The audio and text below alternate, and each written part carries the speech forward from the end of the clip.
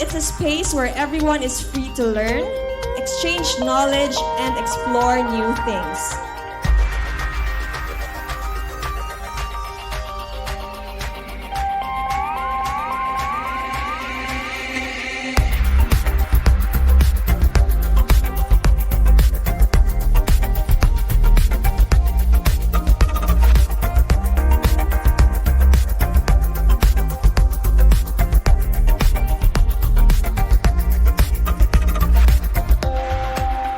Very happy to be here and be part of the launching of Foundree.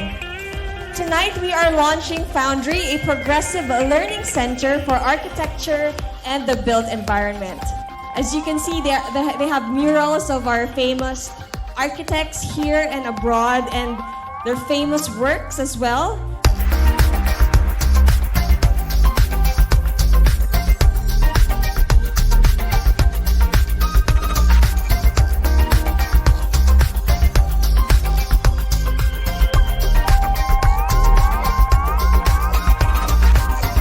Today, we experience the fruit of the collective effort, the collective blood, sweat, and tears of people who we have affinities with. In Foundree, we share a mission and vision of uplifting Filipino architecture and design through progressive education. At Foundree, we believe that we need to make that connection. That it doesn't end with the board exam. Getting the license is just the start of a new journey. And that's why at Foundree, we believe in that we need to keep on learning. It is built on a strong foundation of service that permeates every aspect of this learning center. From every corner of this room to the literal writings on the wall.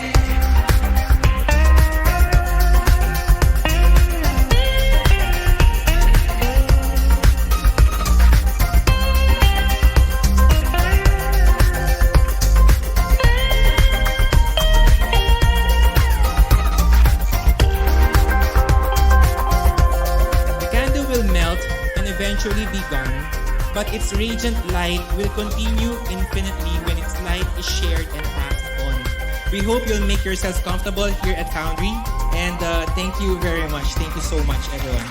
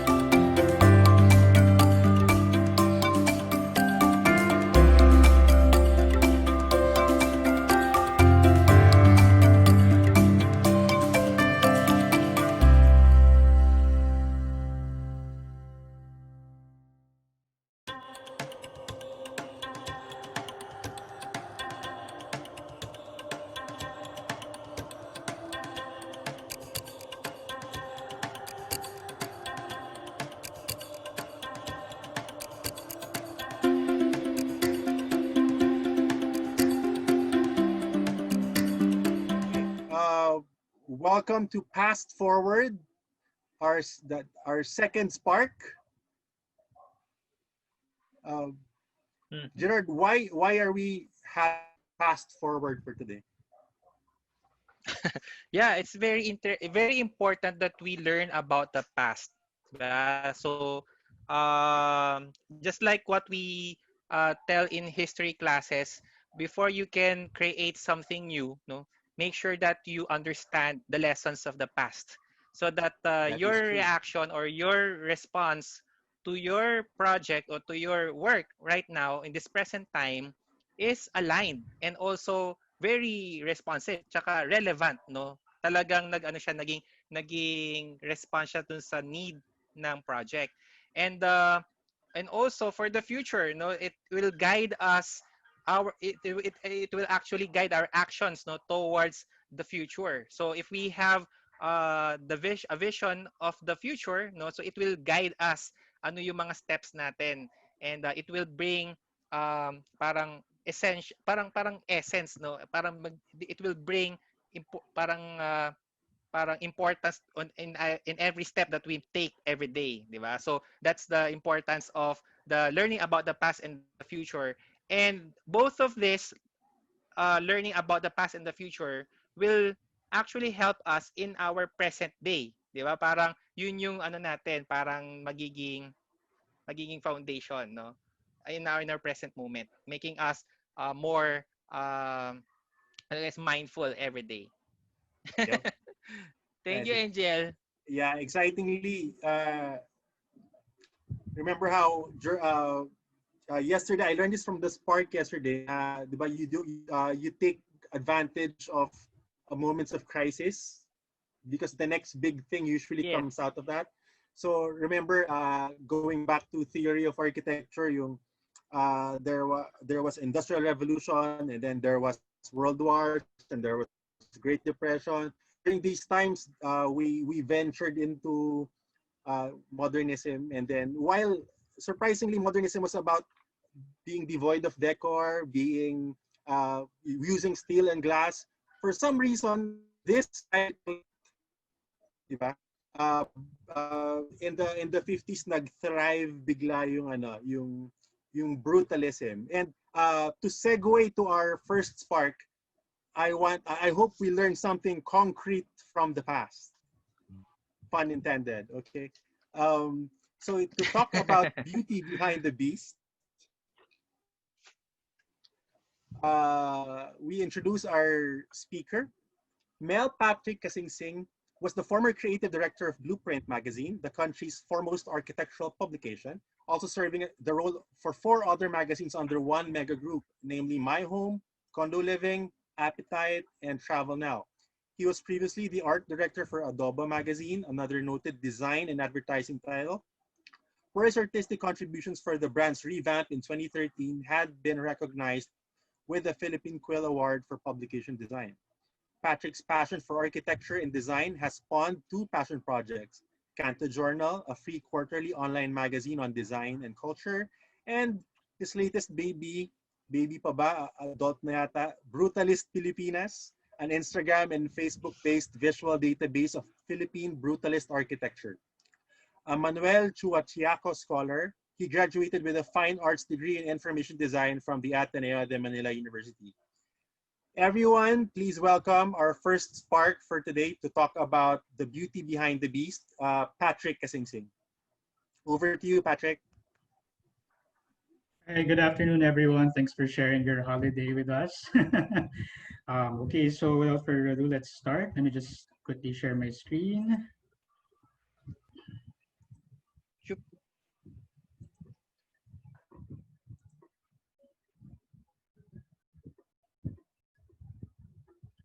All right, so good afternoon, everyone. Hope you are all safe and healthy wherever you are. I am Mel Patrick Kasingsing, art director by day, and a moderator of Instagram-based local brutalist database, Brutalist Pilipinas, after working hours. So I started the account as a response to the lack of literature, resources, and documentation of the brutalist architecture movement here in the Philippines, which is a shame, really, since we actually have a bunch of good examples. Now, some caveats. I'm not an architect, for starters. As you heard a while ago, I'm a fine arts graduate. I'm just a huge Brutalist fan who's done his bit of research on the movement to back up the admittedly rudimentary database I started. So I also used to work for an architecture magazine, Blueprint, where I learned a lot about the field, making me into the architecture fanboy I am today. Okay, so right. So how many of you guys have some sort of familiarity with brutalism? Okay, so that was awkward. So, um, for this half of the Fast Forward webinar, it is my task to give you guys the basics of brutalism, how it got to the Philippines, when it flourished here and died, as well as the state of brutalist structures today. Finally, I'll be positing 5 concrete actions, pun intended, of course, we can all take to meet head-on the issues and threats the brutalist style or local heritage architecture, for that matter, constantly face. So, all right, let's begin. So for a briefer on the Brutalist movement, I'll be using this primer I created for the Brutalist Pilipinas account as a framework. So what prompted the creation of this primer? After creating the account, I found that I wasn't so alone with my fascination for these so-called concrete monsters, and the following on Instagram, grew slowly but steadily. I, however, sensed a lot of trepidation from people who want to submit their architectural imagery to the account, but are uncertain whether what they shot was brutalist or not. So now the topic of determining brutalist structures is a whole different talk altogether. In fact, there are even Facebook pages dedicated to just this topic. But there are basics and some general rules that can help in its identification. So there's one thing to note as well is that, remember, architectural styles are oftentimes derived or named after the fact, and that architects don't necessarily get out of bed one day and set out to design something. Like, for example, like waking up, all right, I'm designing a brutalist structure today. That doesn't work that way. Okay, so, oops, not yet. So how do I get lay people, without a background in brutalism interested to help save and preserve works from this architectural movement? They have no idea what makes a structure a brutalist to begin with. So thus the impetus to create an easy to digest brutalist primer, which sums up movement in 5 points, namely origin, style, materials, form, and context. So let's start, shall we? I promise there'll be lots of pictures to keep you from getting bored. All right, origin. So wait a second. Oops. So this architectural movement traces its origins from the French term béton brut, or raw concrete. The Finnish specified by legendary modernist Le Corbusier for his seminal work and proto-brutalist masterpiece, the Unité des Habitations in Marseille, France. The movement started in proper and post-war Britain, eventually spreading wide to the United States, Central Europe, Soviet Union, and to the tropical shores of Brazil, among others. Its period of prevalence stretches from 1951 to 1975, though late arrival in Philippine shores might have extended its lifespan as a movement in the archipelago to the late 80s. Right, okay, so the term first made an appearance when Swedish architect Hans Asplund used the word nybrutalism to describe this house, Villa Goth, which was built in 1950. And he used the term to describe its brutal simplicity, honesty, and sheer functionality. This pragmatic approach to architecture was then picked up by British architects, notably Allison and Peter Smithson, which championed the movement in Britain, beginning with the Hans Stanton School, which was built in 1954, considered the very first building in the world created under the fledgling New Brutalism movement. Okay, so you're probably looking at the pictures and probably wondering, so where's all the concrete? We'll come back to that question a little later. It is, however, through British architectural critic Rainer Banham's essay, The New Brutalism, which he wrote in 1955, when the term became famous, naming and defining brutalism for the first time as a new architectural movement. It was also him who linked the style to legendary Swiss architect Le Corbusier, who specified béton brut or raw concrete to finish his iconic Unité des Habitations in Marseille, France, a pre-brutalist building that embodied characteristics of the movement. The movement came at a time of post-war material scarcity, but also with an optimistic world eager for change and new approaches to living in community. Brutalism, as championed by its proponents, promised an architecture that was cheap and easy to build, often utilizing concrete and modular components that were then fashioned into often mammoth, socially inclined, publicly accessible spaces that aimed to embrace equality, freedom of expression, and community. Born out of and in reaction to modernism, brutalism is raw, brash, and unconcerned with aesthetic and preconceived notions of architectural beauty, prioritizing economical and practical concerns in an oftentimes expressive and unpainted shell. This then novel approach naturally appealed to war-weary nations and war-weary countries and fledgling nations eager to stand up or assert oneself in this new post-war reality. Just a minute if I'm going too fast. In the Philippines, our adoption of brutalism would have likely been the result of studies and travels of our architects to Europe and the US from the 50s to the 70s. Two of noted practitioners of brutalism in the Philippines are Leandro Locsin and Crescenciano de Castro. The former was said to have gotten this affinity for concrete after meeting architects Paul Rudolph, a noted brutalist practitioner, and Eros Sarinen. De Castro, already a UST architecture top-notcher, furthered his studies at Cornell University. The Marcos's edifice complex, and trying to initiate grand projects using public funds as propaganda, also pushed brutalism into the vocabulary of local architects in their desire to impose as well as to prove to the world that Philippine architecture can keep up in prevailing cultural trends. Okay, so now that we've tackled origins, let's now talk about what makes what characteristics make for a brutalist structure. Right, so brutalism was conceived as an inexpensive, socially progressive architectural response to a post-war world in the midst of material scarcity and rebuilding. This unapologetically utilitarian, often dark and brooding, with forms evocative of the weight of social responsibility it aims to serve, as a style of choice for institutional and residential high-rise projects during its period of prevalence, and as the preferred architectural style of socialist regimes. Brutalism developed to become a direct reaction to the lightness, clean lines, and perceived artificiality of the modernist movement preceding it. However, the delineation between brutalism and modernism isn't clear-cut, and the two movements do overlap in some buildings. Right, so as mentioned, the movement is known for its often bulky, expressive forms that lay bare various functions and utilities without pretense. Basically, what you see is what you get.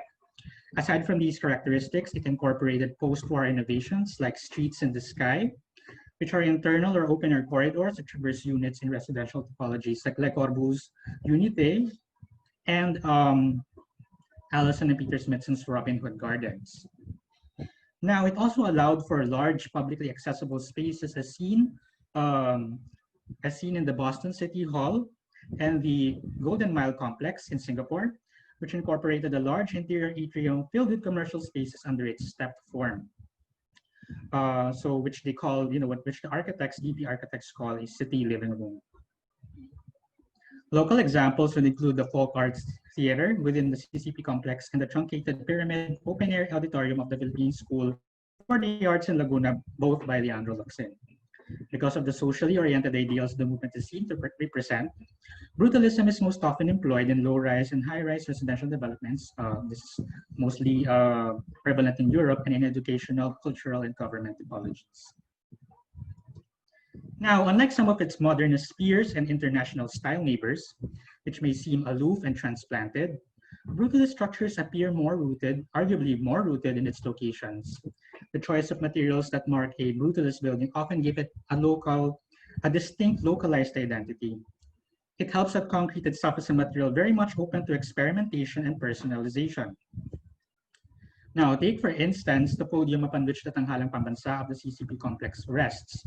The concrete material used for it incorporates crushed shells from the surrounding waters at surface till the land was reclaimed. Now, what is rather difficult about brutalism, along with other styles, is that, as noted architectural scholar Gerard Lico puts it in his book, Arkitekturang Pilipino, and I quote, "The boundary between brutalism and ordinary modernism is not that clear-cut, since concrete buildings are so common and run the entire spectrum of modern style." In the case of the Ramon Magsaysay Center, I remember having a debate with some architecture friends about, whether to consider structure brutalist or not. as the shapes and forms seem to suggest the style, but the structure was finished in travertine, which brings us to our third point. Right, material. So the Brutalist material palette consists of coarse, heavy textured finishes that are often left raw and exposed rather, sorry. Contrary to popular knowledge, the Brutalist palette goes beyond raw concrete and may include brick, stone, and even glass.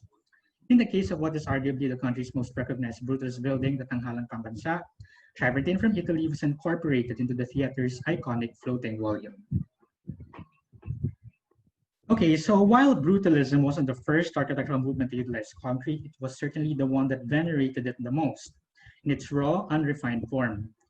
As the post-war world grapples with the itself as a material that's both economical, available in large quantities, and versatile. It felt like the material of the future, then humble, honest in form, but boundless in application and seemingly durable. But while concrete is the material most synonymous with the Brutalist movement, the spread of the style to various nations, as well as experimentations of various architects, has led to the integration and usage of various materials under the style, such as brick, as you can see here in the National Parliament House in Dhaka by Louis Kahn. What else? See another picture. And then glass, in the case of the Geisel Library, built in 1970 by William Pereira. Even ceramic tiles, as you can see here, this is Wisma Dharmalan Jakarta by Paul Rudolph, or even all of the above. As you can see in this example, the Barbican in London by Chamberlain, Powell, and Bond. Okay, so more pictures.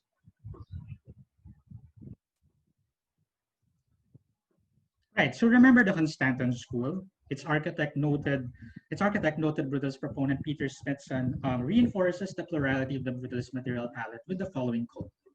So Brutalism is not concerned with the material as such, but rather the quality of material, the seeing of materials for what they were, the woodness of the wood, the sandiness of sand. All right, so fourth point is form. So Brutalist structures are often massive and blocky, with facades that are usually broken down into smaller modular components. Brutalism can also birth, widely sculptural and organic shaped forms, an aspect of the movement prevalent in Central and Eastern Europe. Brutalism is applied in tropical countries such as Brazil and the Philippines, developed their own interpretations of the style, incorporating wide eaves and sculptural brise-soleil to ward off unwanted heat and light. Now, in response to modernism's stark and pristine forms, Brutalism willfully exposes its innards and functions as part of its formal expression. Right, so like how the materials used in Brutalist structures reinforce its locality, the various sub-styles that sprouted from Britain's new Brutalism run aplenty, fueled by the desire of its architects to localize the style and to explore the limits of concrete. The hard-edged geometric brand of British Brutalism morphs into a more wildly expressive, almost sculptural style within Europe's Eastern Bloc, where it is known as socialist modernism. Examples of which you can see on screen.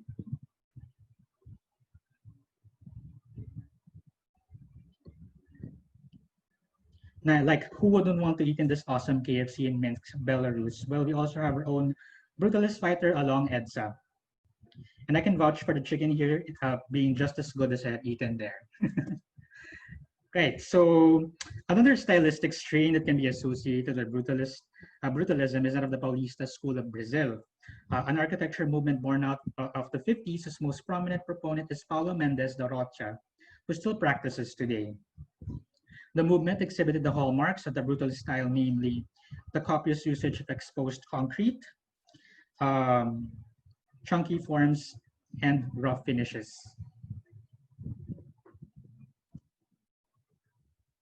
Okay, so in Asia, Brutalism also made its mark in select territories, mostly in territories previously occupied by the UK and the USA.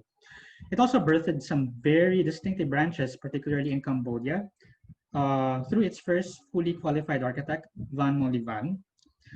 He adapted modernist and brutalist forms into the tropical Cambodian climate, successfully forging a new architectural vernacular called New Mer architecture.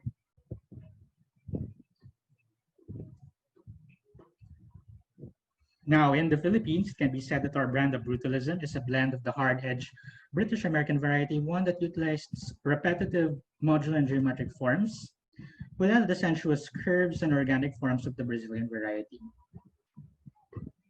These influences are attributable to the exposure through travels and further studies by many of our noted Filipino architects then, who in turn assimilated the style and made it work with the local context.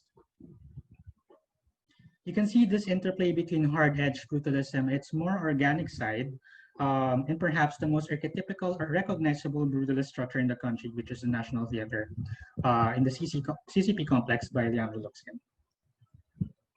Okay, so guys, gising pa kayo. Last point from the primer coming right up. Context. The 50s, brutalism grew to be the architectural movement of choice by many governments due to the democratic ideals it represents and ease of build, but it was also adopted by a number of communist countries for its emphasis on community and equality. In the case of the Philippines, it was used by the Marcos dictatorship as a tool to exert cultural power over the masses and to show off to the world the nation's progressive face. As a result, brutalism was often employed in local institutional government buildings. Worldwide, it was also used anywhere from shopping centers to residential towers built from the early 70s to mid-80s. Locally, the movement appeared to die down at the tail end of the 1980s after the collapse of the Marcos regime. So the 50s to the 70s were generally, a time of cautious optimism and rebuilding. The world was eager to use this opportunity to move on from their mistakes from the past to forge a new way of living that embraces inclusivity, community, and equality, albeit hampered by severe lack of resources. This was also a time where a lot of previously colonized nations were emancipated and raring to solidify national identity in its various aspects, architecture included.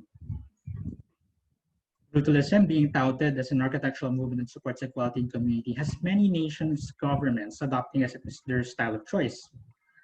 Not only was concrete cheap and easily accessible, the material projected strength and indestructibility and allowed for fast construction.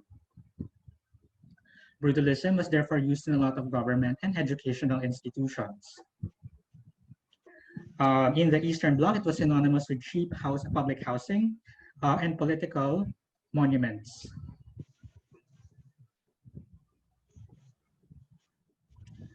In the Philippines, while some of our architects may have encountered brutalism through their travels and studies, the patronage of the Marcoses and their edifice complexes led to its being adopted as a preferred architectural vernacular for a lot of their government, health, cultural, and other institutional projects. Okay, so come the 80s and 90s, a turbulent time which saw the rise of the digital age, wars ignite, authoritarian regimes fall, and many national borders redrawn. Brutalism has fallen out of favor. It has failed to deliver on its promises, becoming instead a symbol of intimidation and the failures of the many national governments that adopted it. Its structures have ended up poorly maintained, cracked, and stained. Concrete, the supposed wonder material, wasn't indestructible after all. It became synonymous with crime and cheap housing. It seemed the world, who to begin with has an extraction towards brutalism, is more than eager to relegate it to the past and move on. All right, so up to the next section of our little webinar. So how are brutalist structures, which are roughly 40 to 50 years old now, faring today? So short answer, not very well. Many of our brutalist structures today have fallen into neglect, disrepair, in some cases, demolition. So while this phenomenon isn't specific to brutalism, all architectural heritage around the world having to face this constant threat, it is usually the brutal structures that meet the wrecking ball owing to its polarizing appearance and negative public reception. Here are some ill-fated examples you may have seen in the news or in social media as of late. Right, so first example is the Robin Hood Gardens, this controversial residential estate in London by noted brutalism proponents Alison and Peter Smithson, who we met a while ago, recently met its demise in 2017 after 2 tries to have it listed. And even with the support of noted architects Richard Rodgers and the late Zaha Hadid, who cited this as her favorite building in London. Ultimately, the complex's residents passed the death sentence, citing worsening living conditions and rising crime. The structure incorporated the idealistic but ultimately flawed streets in the sky concept championed by the Smithsons, which ironically did not foster a sense of community but even harbored crime. Next, you have the Welbeck Street Car Park, another London route that enjoyed popularity late in its existence, but was ultimately okayed for demolition. Its iconic V-shaped concrete facade was an Instagram and Tumblr favorite. It is among the first images you'll see when you Google brutalism. Sadly, even with the amount of public clamor and support from the architectural community, the structure was demolished for a luxury hotel seen on screen. Next, and finally completely demolished as of my last visit to Singapore this January, is this pioneering high-rise residential tower in Singapore, built in 1976, a brutalist landmark which had unfortunately outlived its use for the residents who voted en bloc for its sale to a residential developer. While residents decried the maintenance costs, rat infestation, and the lack of provisions for the elderly of the structure, the building also had staunch supporters who recognized its revolutionary role in paving the way for more high-rise residential developments to flourish, utilizing pioneering technologies during its construction. Alas, attempts to list the building as heritage has failed, and the tower shall now be torn down, or has been torn down, to be replaced with another high-rise development that promises to pay homage to its iconic predecessor, as you can see on screen. Unfortunately, we're not lacking for local examples. The demolition of this 38-year-old Makati landmark by national artist for architecture Leandro Locsin was marked with a lot of efforts by the heritage community to stay the death sentence. The most prominent being from former Heritage Conservation Society VP and architect Dominic Galicia, who proposed ideas on how to integrate the structure to future developments. Alas, demolition proceeded and the building was torn down in 2014. And yet another Locsin that met the wrecking ball, this distinctive Ortigas landmark, was said to be inspired by the riprap walls that formed the rice terraces unique to Benguet province and built with native Araal stone. The structure used to house the headquarters of a local bank before meeting the wrecking ball in 2012 for the lot owner's mall expansion and office tower project. I think you all know which mall I'm referring to here. And next, the Department of Finance. So here's a case where brutalist buildings need not be fully demolished to cease existing. Sometimes renovation works can be so invasive, such as what transpired in the case of the Department of Finance building along Ross Boulevard, that it rendered the structure unrecognizable from its original form. So from this, you now have this classy generic ACP-cladded monstrosity in place. So you're probably wondering, why all the hate? Here are 3 things that work against brutalism. Now, perceptions of brutalism have always been mixed to begin with. It is intensely loved and by few and reviled by almost everyone, more often than not due to its bulky, domineering appearance and rough surfaces. What more, for all the functionality it brazenly wears in its forms, significant number of brutalist structures also failed miserably in providing livable and usable spaces. Okay, so here's noted brutalist hater Prince Charles and what he has to say about it. Okay, so what more, concrete was not as invulnerable as initially thought, leading to the sorry state of many brute structures. Hasty building methods and material scarcity have also led to less than sturdy structures.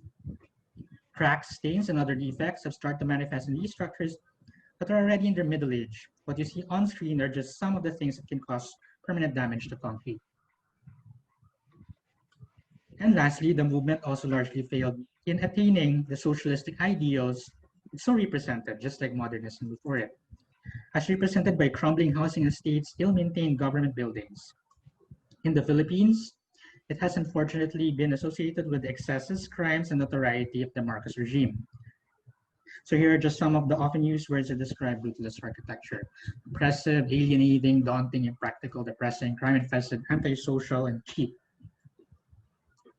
Okay, so with brutalism seemingly the black sheep movement of the architectural world, what is all that stuff that you're hearing online about brutalism being cool again? So well, as it turns out, a lot of the things that initially put people off brutalism turns out to ironically be the ones that appeal to today's younger generation. So first,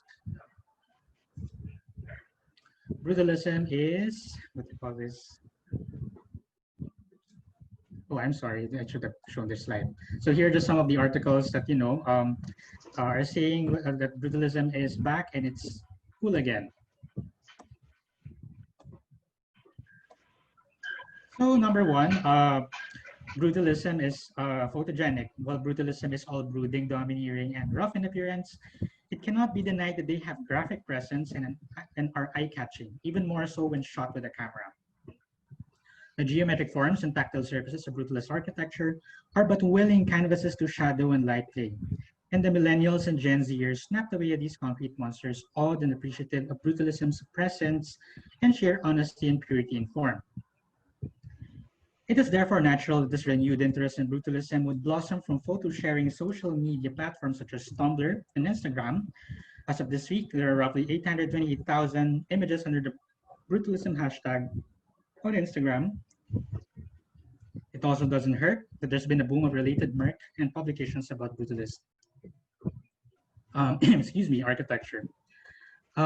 Next, the retro cool trend. What's old and dated will eventually find new fans. So quite simply, the older a building gets, the more likely it will elicit love eventually. One famous example, of course, is the Eiffel Tower by Gustave Eiffel and Steven Sylvestre. Widely reviled when newly completed, it soon burned itself into the hearts of Parisians and have even come to represent France as a cultural icon. And lastly, the locality and patina of patina of concrete. So concrete, distilled to its base materials, is made up of a mixture of water, cement, and stone.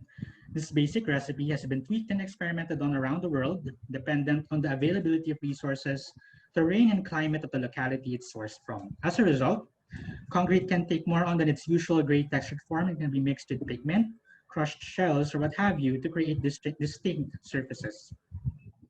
In short, concrete has individuality and personality as compared to metals and glass, which more or less have the same look. Next is a yearning for honest architecture. In this day and age where unbridled self-expression, equality, and honesty to oneself are held sacrosanct by the current generation, brutalism fits in well for being comfortably and proudly itself. Here was an architectural style comfortable in its own skin without dependence on colors, structural acrobatics, and shiny materials. What you see is what you get. So, writer of the essay, The New Brutalism and Overall Badass Lolo, Rainer Banham, sums it well when he suggests that the brutalism isn't concerned with producing a signature aesthetic, but more an ethic. The brutality in brutalism has more to do with the brutal honesty of its architecture, more than the forms or material it is made of. And lastly, brutalism is supremely memeable. Okay, I'm just joking, but I mean, just join one of the many Facebook pages devoted to brutalism and you'll see a wealth of meme content that's exclusive to brutalism. Always a good thing in my book. All right, however, now, of course, it's not enough. Before we all get too excited, this burgeoning interest in brutalism, while welcome, hasn't yet resulted in sweeping changes in the mindset of the majority. It is still all very niche. As previously mentioned, many brutalist architectures are still decaying and abandoned, or worse, being demolished. Not even the existence of our heritage laws was able to stay the death sentences of some of the iconic brutalist landmarks we have, as you have seen in the examples I presented. Concrete actions towards education and active preservation need to be undertaken. It is hard to be won over to a cause without first understanding what it's all about. What is needed for brutalism's continued survival is an understanding of its role and importance in our architectural and national history, an understanding of its admirable attributes such as honesty in form and focus and function, and finally, realizing that some of these structures can still ably serve the spatial roles in society. So now let's dissect these points further in the second to the last chapter of this talk. More concrete puns for you, concrete actions, brutalism, tomorrow. Right, so number one, increase scholarship on local brutalist architecture and campaign for the preservation for best examples. To study and write about these buildings is to preserve its place in history and memory. This is vital to the integrity and continuity for developing architectural, cultural, and national narrative. Okay, so this is a super long quote, but bonkers, brutalism, and bloody mindedness concrete poetry writer Jonathan Meades puts it best. The destruction of brutalist buildings is more than destruction of a particular mode of architecture. It is like burning books. It's a form of censorship of the past, a discomfiting past by the present. It's the revenge of a mediocre age and an age of epic grandeur. To his mind, it's the destruction of evidence of a determined optimism that made us more potent than we have become, of the fact that we don't measure up against those who took risks, who flew and plunged to find new ways of doing things, who were not scared to experiment, who lived lives of perpetual inquiry.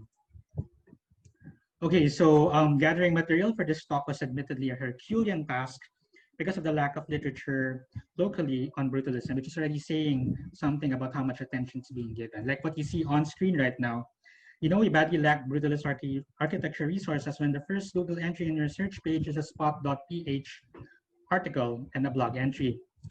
So while foreign resources exist in the movement, the growth and story of brutalism here in the Philippines is distinct and different, influenced by a different culture, climate, and social conditions. Now, for a country with some really good examples, we have very poor documentation, be it text or photo-wise. We don't even know the architects, let alone the years some of these brutalist structures were built.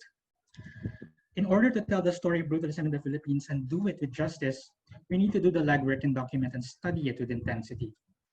We are doing both brutalism and future Filipinos a favor by documenting this chapter of our architectural history. How to do this?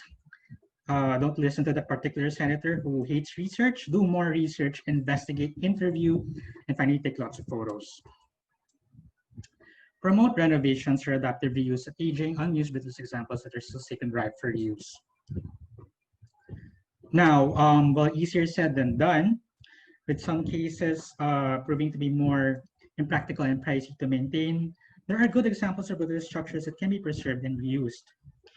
In this day and age of dwindling resources, the best way to be eco-friendly in architecture is not to build new green buildings, but rather to use and repurpose what is already standing. Now, in terms of curbing the general public perceptions of brutalism, there have been successful interventions and executions that have endeared the movement to many, like the example you see on screen.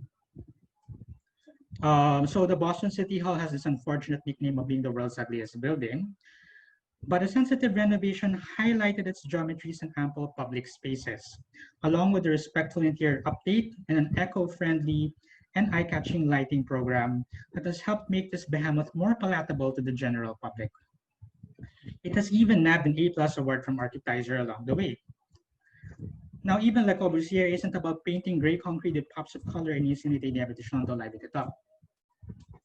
One other way is through the addition of video projections and other installations, like in the case of the Hirshhorn Museum in Washington, D.C. by Gordon Bunshaft of SOM, whose distinctive donut form played host to a video projection in last 2012, as you can see here.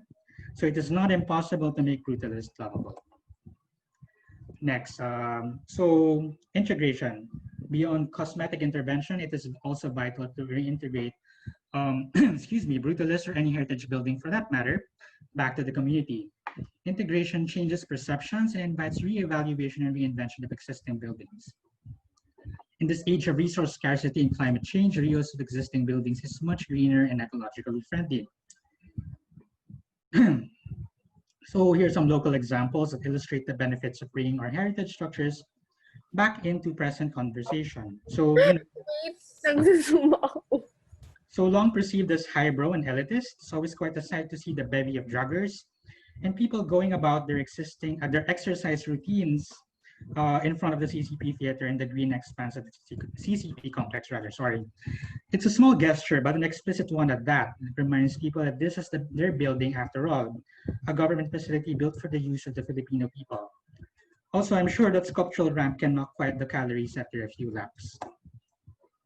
So another example is the wonderful initiative organized by the awesome folks at the San Sebastian Basilica Conservation and Development Foundation Incorporated and its district.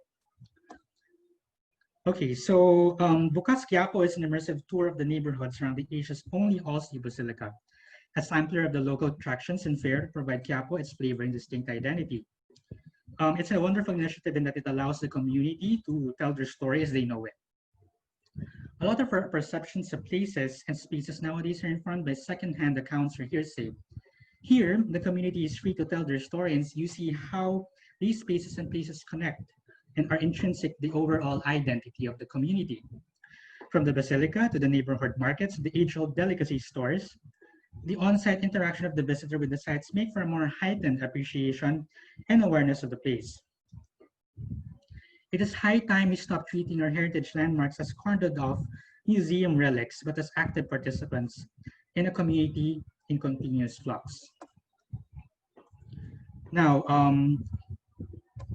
COVID-19 has revealed the deficiencies of our healthcare infrastructure, but lo and behold, you have heritage architecture to the rescue. So, two heritage buildings, the Quezon Institute by Juan Acpil and the recently revitalized Rizal Memorial Coliseum by Juan Arellano and revitalized by Team of Gerardi, have been enlisted to serve as supplemental healthcare facilities in the bid to keep the supply of beds and quarantine facilities within the metro at manageable levels.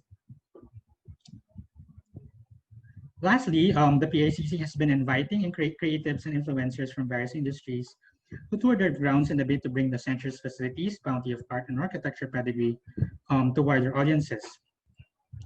They've also opened up their social media accounts to occasional takeovers, such as what you see here on screen, what they did with us, Brutalist Pilipinas. A very birdie slide, but here we go. So the reason a lot of aging brute structures suffer neglect and bad reputations is that they're often cordoned off, as I mentioned a while ago. This, when the wrecking ball comes a swinging, a lot of people would have forgotten about it or could care less with their lack of interaction. As mentioned a while ago, we must stop treating heritage architecture as artifacts, but rather as milestones that remind us of how far we've gone as a culture and as a nation. Some of these buildings can still serve active roles in the community. There's both a cultural, social, and environmental benefit to be had by not demolishing heritage in place of a profit-driven mall or condo. Remember, old doesn't mean dated, crude, or useless. It can remind, educate, and be activated.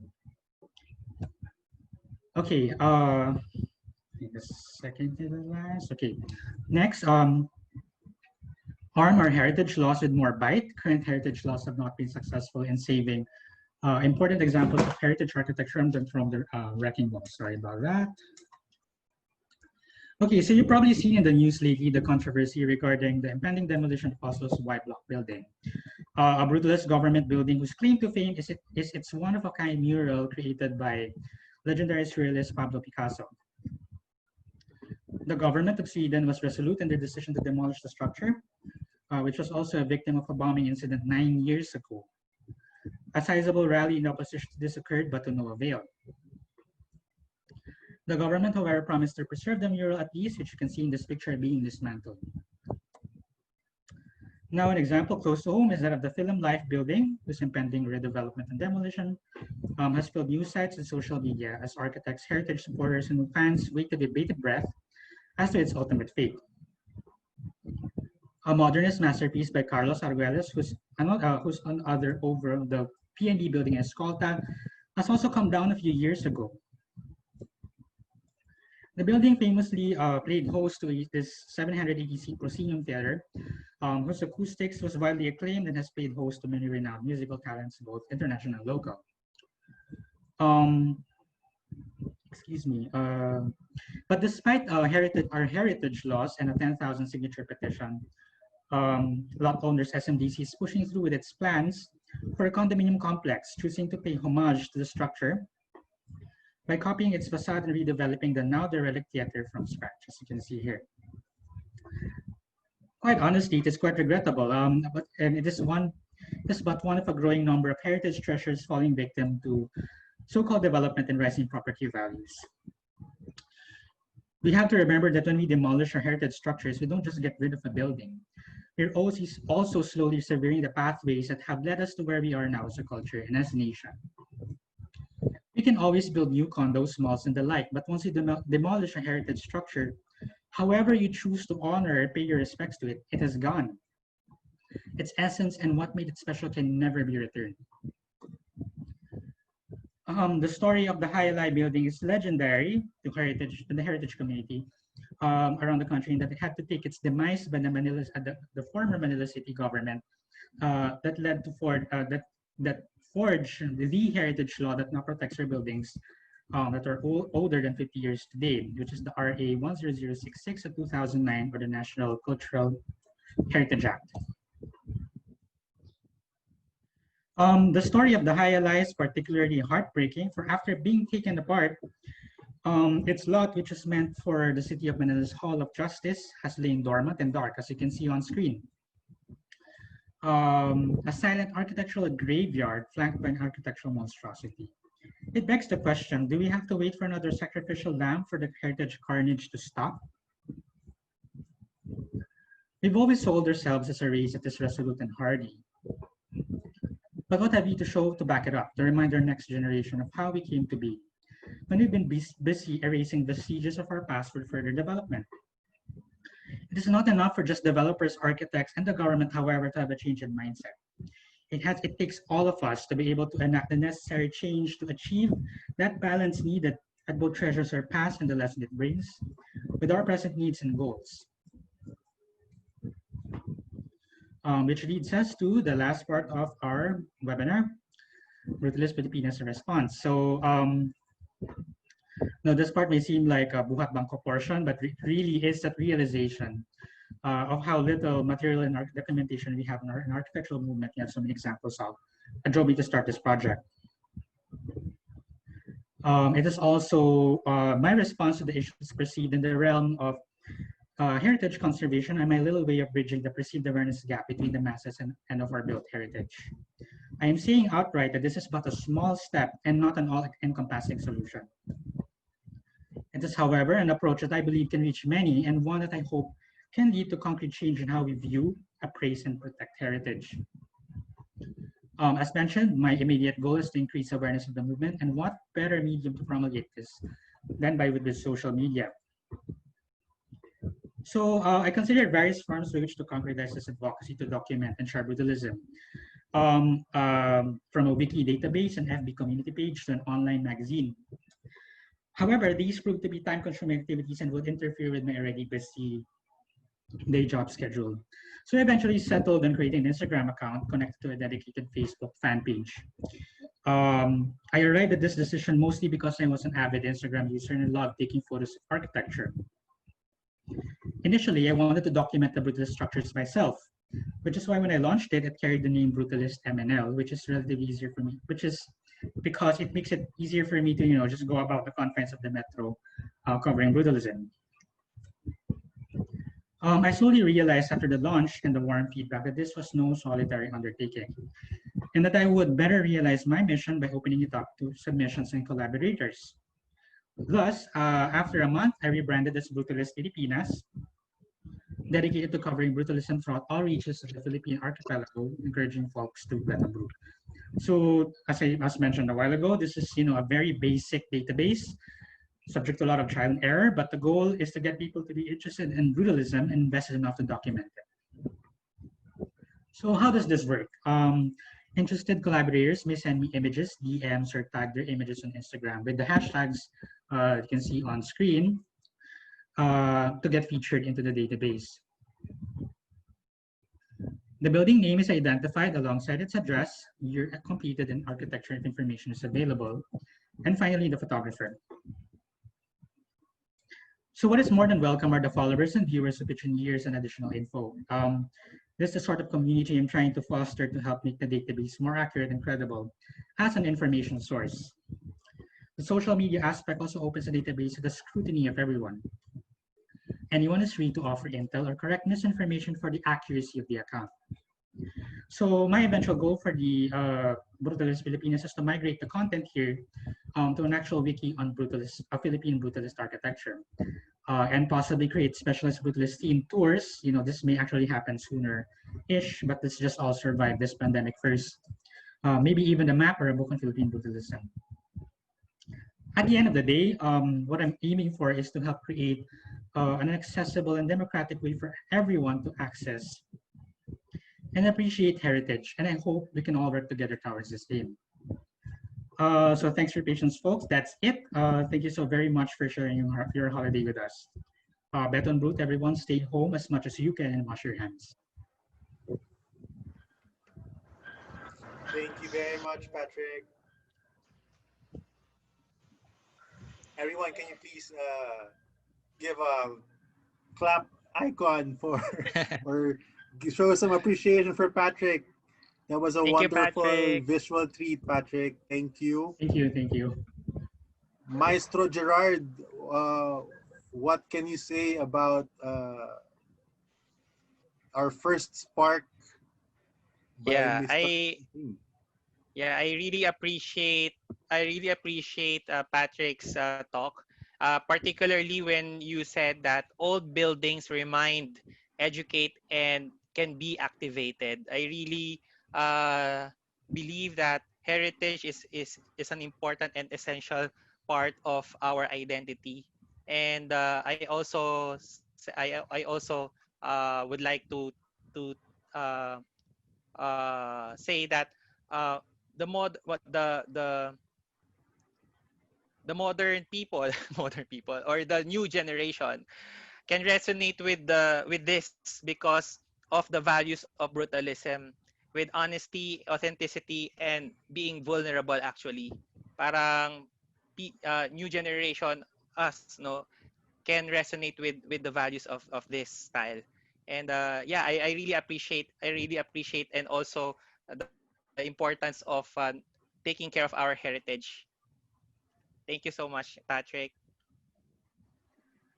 Thank you. And I'm seeing the questions that are coming in from the group chat. So Yes. lovely questions. Yeah, we Yeah, have. oh my dami question. So we'll start with the questions. We have one from Architect Miguel Guerrero. Is he still around? Miguel, would you want to share your video, or we can just to ask it live, or we can just wait for your question?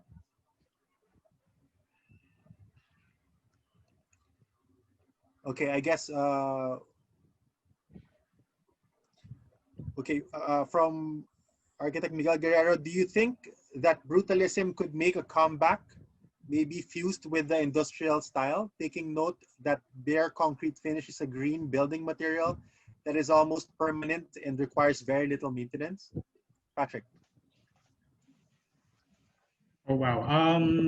Well, quick answer, yes. And actually, there are signs showing that, a present crop of our architects now are rediscovering the malleable, versatile qualities of concrete and shaping it in all sorts of, forms and shapes and responses to different party. And what they call this? But I would consider, I'm a stickler for, the traditional definition of brutalism as architecture that has occurred from the 50s to the early 80s around the world, and from the 60s to the 80s here in the Philippines. So I think the classification now that other architects are positing for this new resurgence of brutalism is neo-brutalism. And, definitely that's always welcome.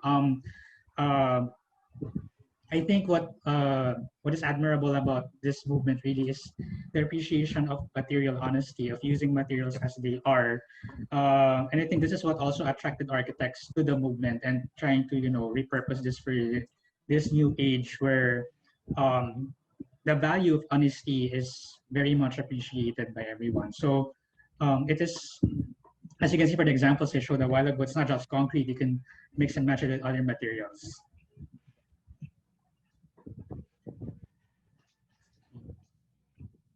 Thank you, Patrick. Yeah. Is there? I hope I There's answered your another question. one. There's another one from S. Cruz. Are there any efforts that could be done to help conserve some of our brutalist structures? I guess aside from what you've mentioned, any other initiatives that we can think of? You can suggest? Offhand, wait. I'm sure there are efforts.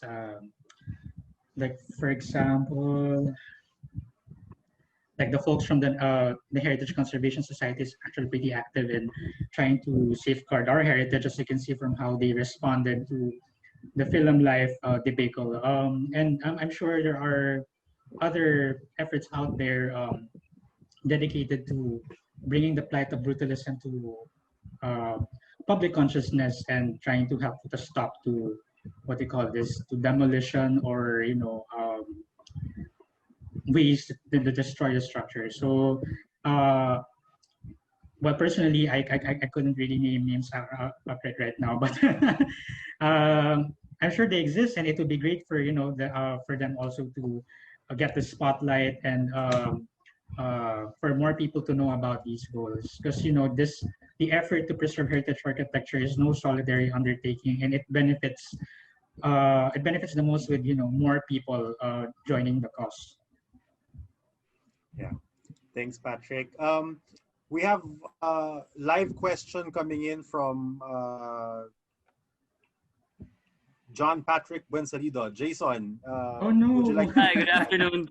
Good afternoon, everyone. switch on your video? To be here.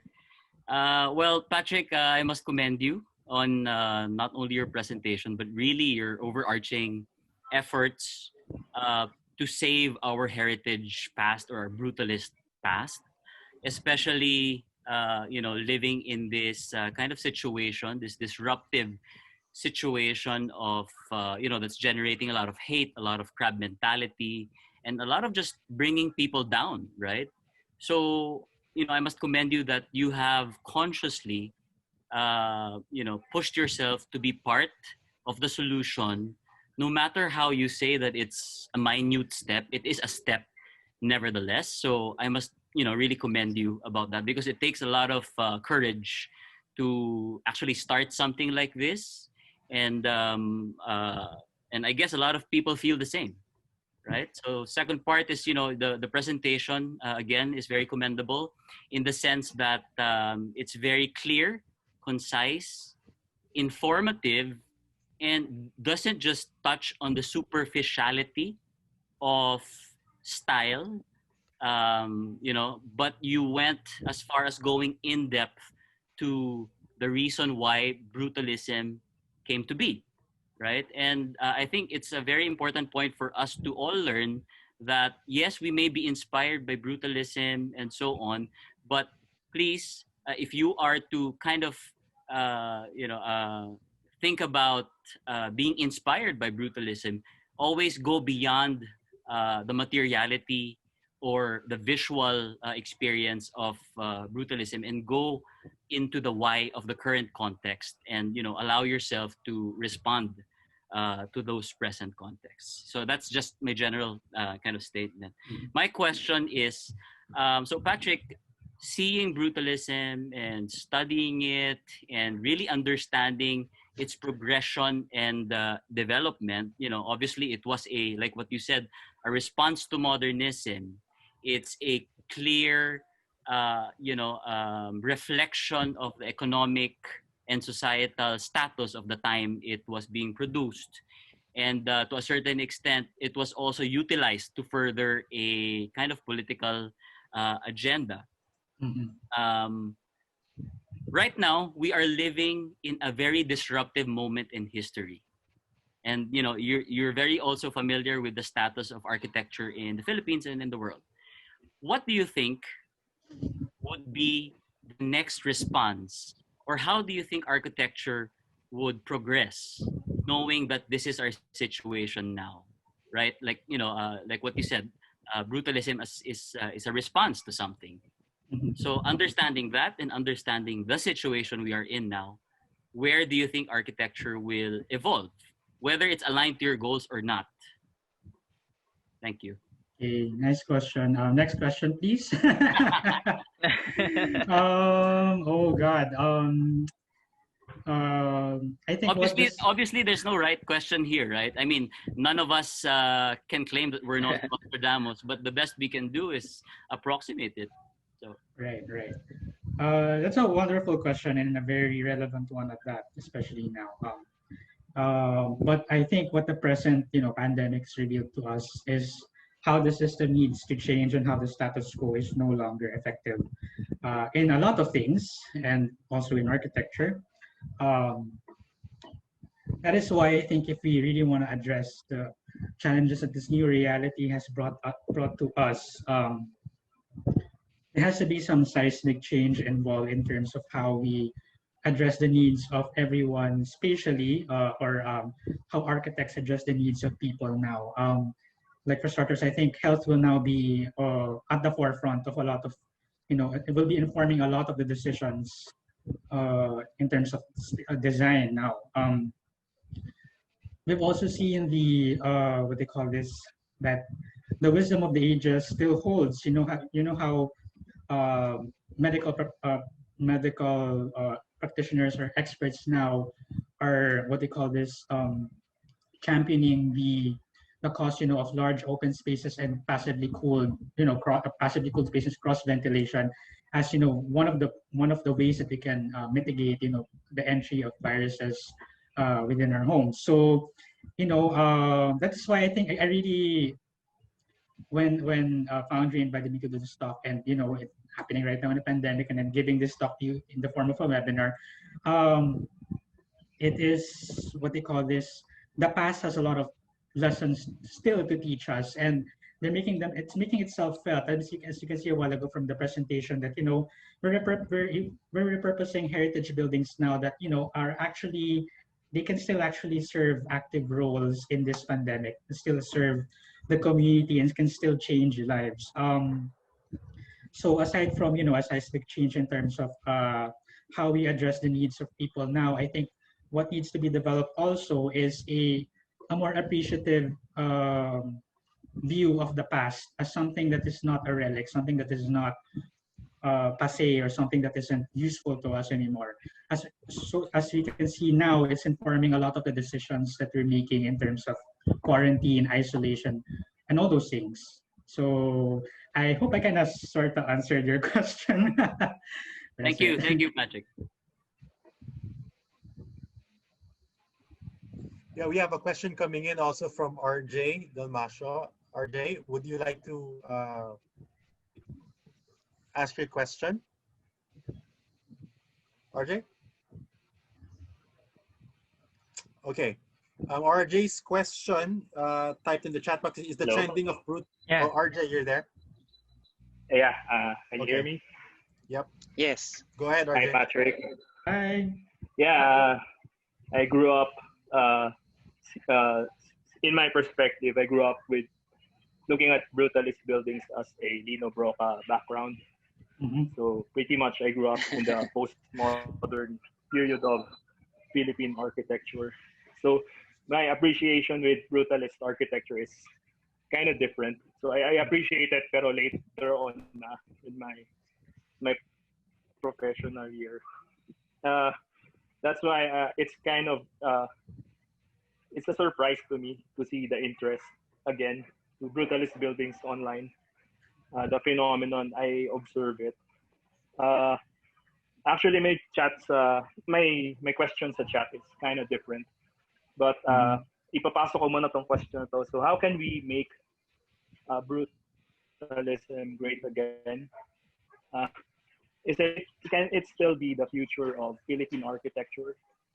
And then my second question is more based on my observation, na parang is the online revolution in brutalism just online, or does it also spill out to by helping this brutalist buildings being preserved? Thank you.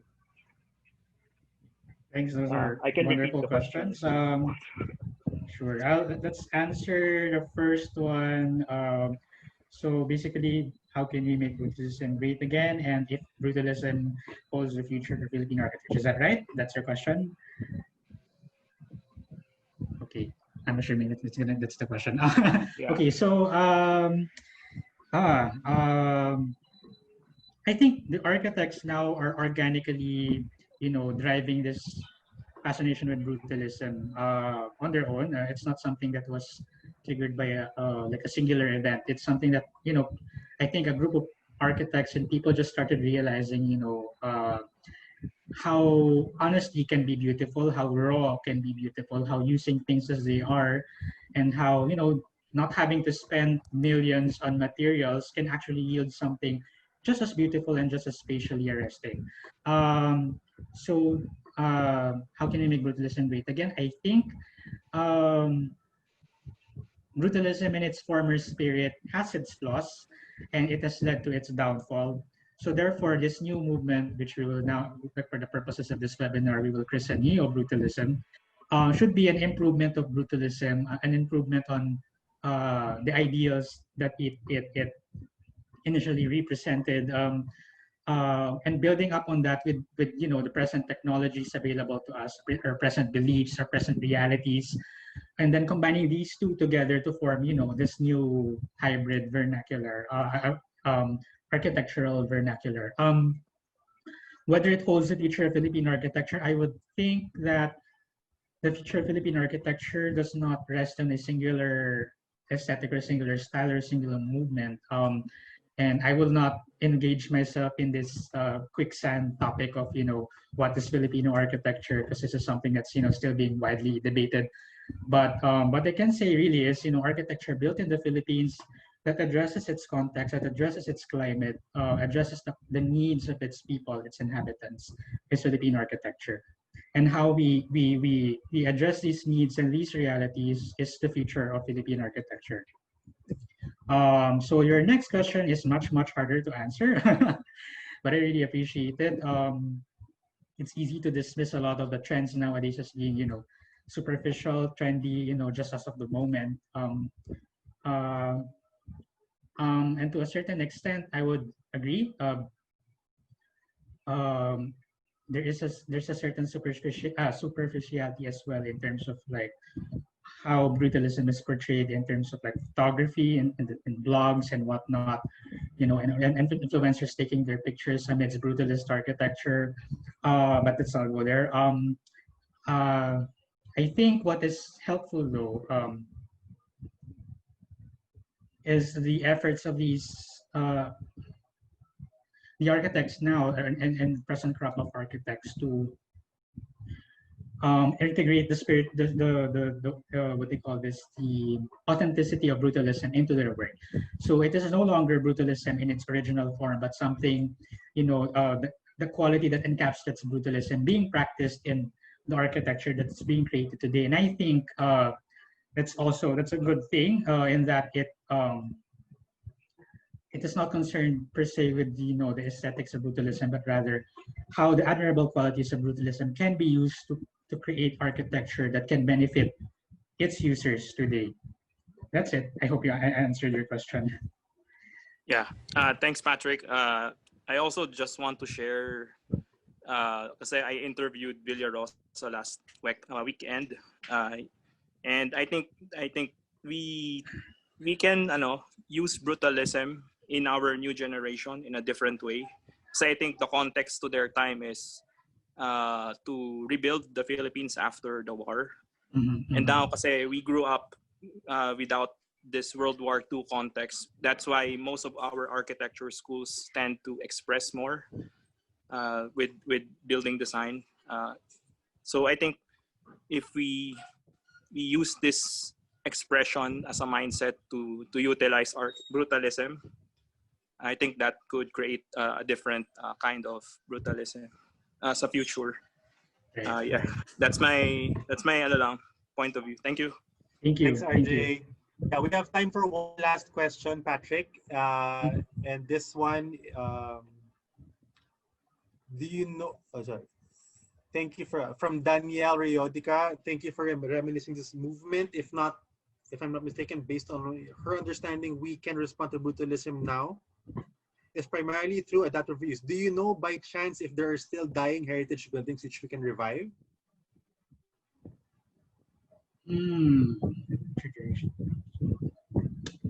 Well, the Film Life building for starters. We just missed to save that one. Yeah. The Film Life building for starters.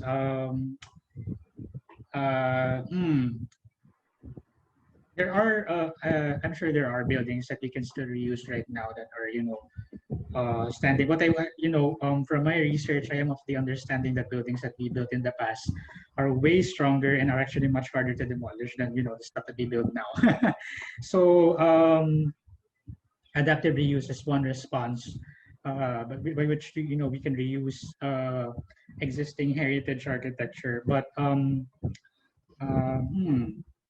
so that's one. What else?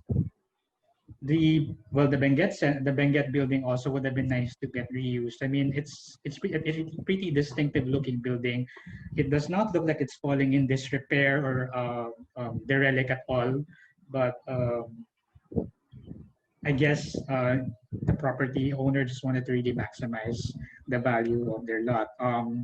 What else? Well, like present buildings that are being restored right now, like the Met, and you have the what they call this it's on the tip of my tongue. The recently refurbished Rizal Memorial Coliseum are very good examples of how you can still activate old buildings back and fold them back into present conversations. We're not going to be running out of heritage buildings to save anytime soon. So this is something that's going to be it's like an ongoing battle, and it takes all of us to really be united in our efforts to preserve these milestones from our past. Thank you very much, Patrick. Yeah, thank you very much, Patrick. Yeah, that was thank a you so wonderful much, Patrick. presentation. I'm sure everyone appreciated the slides. We've been our audience have been raving about your slides, and thanks, guys. I like how it stimulated a lot of insight on what are we doing about it. We don't really act until it's too late. So thank you, Patrick, for allowing us to appreciate what we had accomplished during the past. Thank you, guys. Can we also again give some handshaking, some appreciation to Patrick? Thank you very much, Patrick. Thanks, guys. Thank you very much. Thank you so much, Patrick. Yeah, what Thank I you like. so much. Thank you, Patrick. What I liked about the discussion was how polarizing brutalism is. For some, it could be oppressive. For some, they appreciate the honesty. For some, they find it so full of meaning, so profound. Some appreciate the simplicity. Some, and Patrick mentioned this, some consider it as an artifact, and we have to get over that artifact mentality. And yes, as Patrick had said, take on that milestone image that these buildings are milestones. And how I take that is, it's reminders to us that we did it before. Like 50 years ago, we've been doing such marvelous structures. And learning from those milestones, what's next, or we're next? What are we capable of doing next? And segueing, we will segue to that for our next SPArX. Second SPArX coming up next is design forecasting in the Philippines with PJ Almera of Aciiid. So guys, stay tuned. We'll just have a 5-minute break. Thanks again, Patrick. And when we come back, we'll have our second SPArX and of course our raffle after the second SPArX. So everyone, stay tuned. Thank you very much for joining us for our first SPArX. Thanks, Patrick, again. Thank you guys for spending your holiday with us. Thank you, Patrick. Good Thank afternoon. you.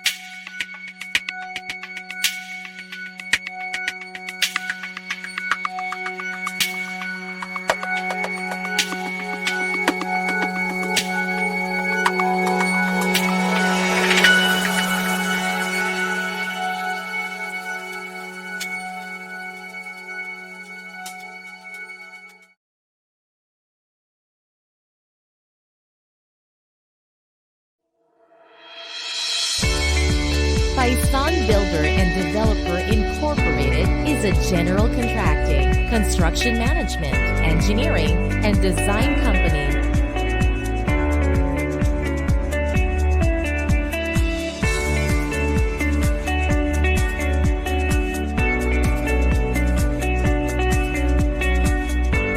Thaison Builder and Developer Incorporated. Construction Innovation Partner. Fueled by a never-ending passion for quality and innovation, while others kept to 3.5-meter-high sliding doors, Kenneth and Mock pushes the limit to 3.8 meters without compromising its integrity. Our on-site visitation guarantee makes Kenneth and Mock the prime example of a modern holistic business approach.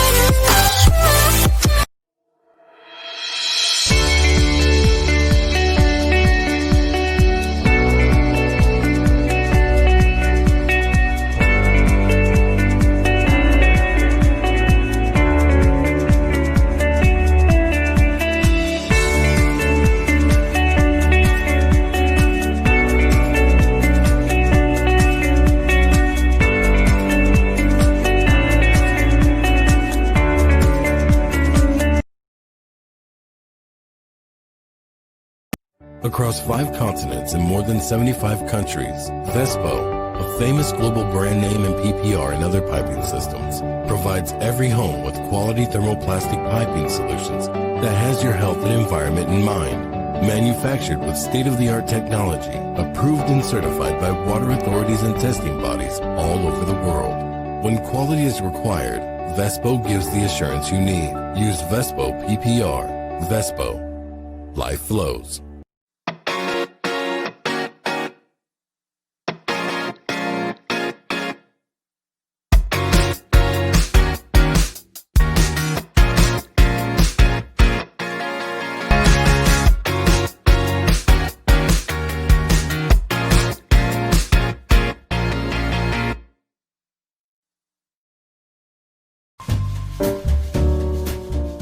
Are you someone who treats your home as a masterpiece? Come join me as I give you a peek into finishing and furnishing pieces that are works of art, pieces that have actual stories to tell. I am Grant Lim, and this is Home Studio. Thank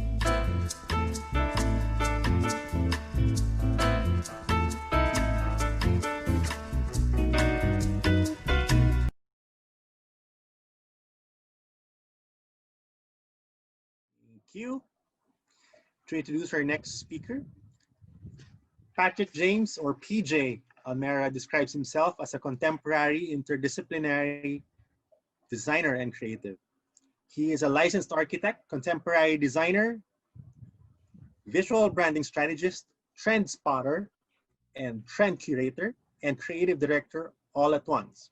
He has a strong passion to influence and augment the lifestyle and creative knowledge of multiple consumers, one design venture at a time. As a recent graduate from his Master in Contemporary Interior Design at Instituto Marangoni Milano Design School, did I pronounce that correctly? He was able to juggle and pursue different paths in various art and design fields. PJ's interdisciplinary practice all came from his passion and struggles, creative vision, and his professional background. After graduating from BNILD with a bachelor's degree in architecture back in 2015, he took up crash courses in advanced interior styling at SOFA Design Institute in Makati, where he found one of his true passions for styling and curating spaces of different kinds. He was a design associate in BNILD Center for Campus Art for 3 years, where he designed and co-curated numerous art installations, exhibits, and spaces around the campuses, together with many international and local companies, embassies, designers, and artists in the country.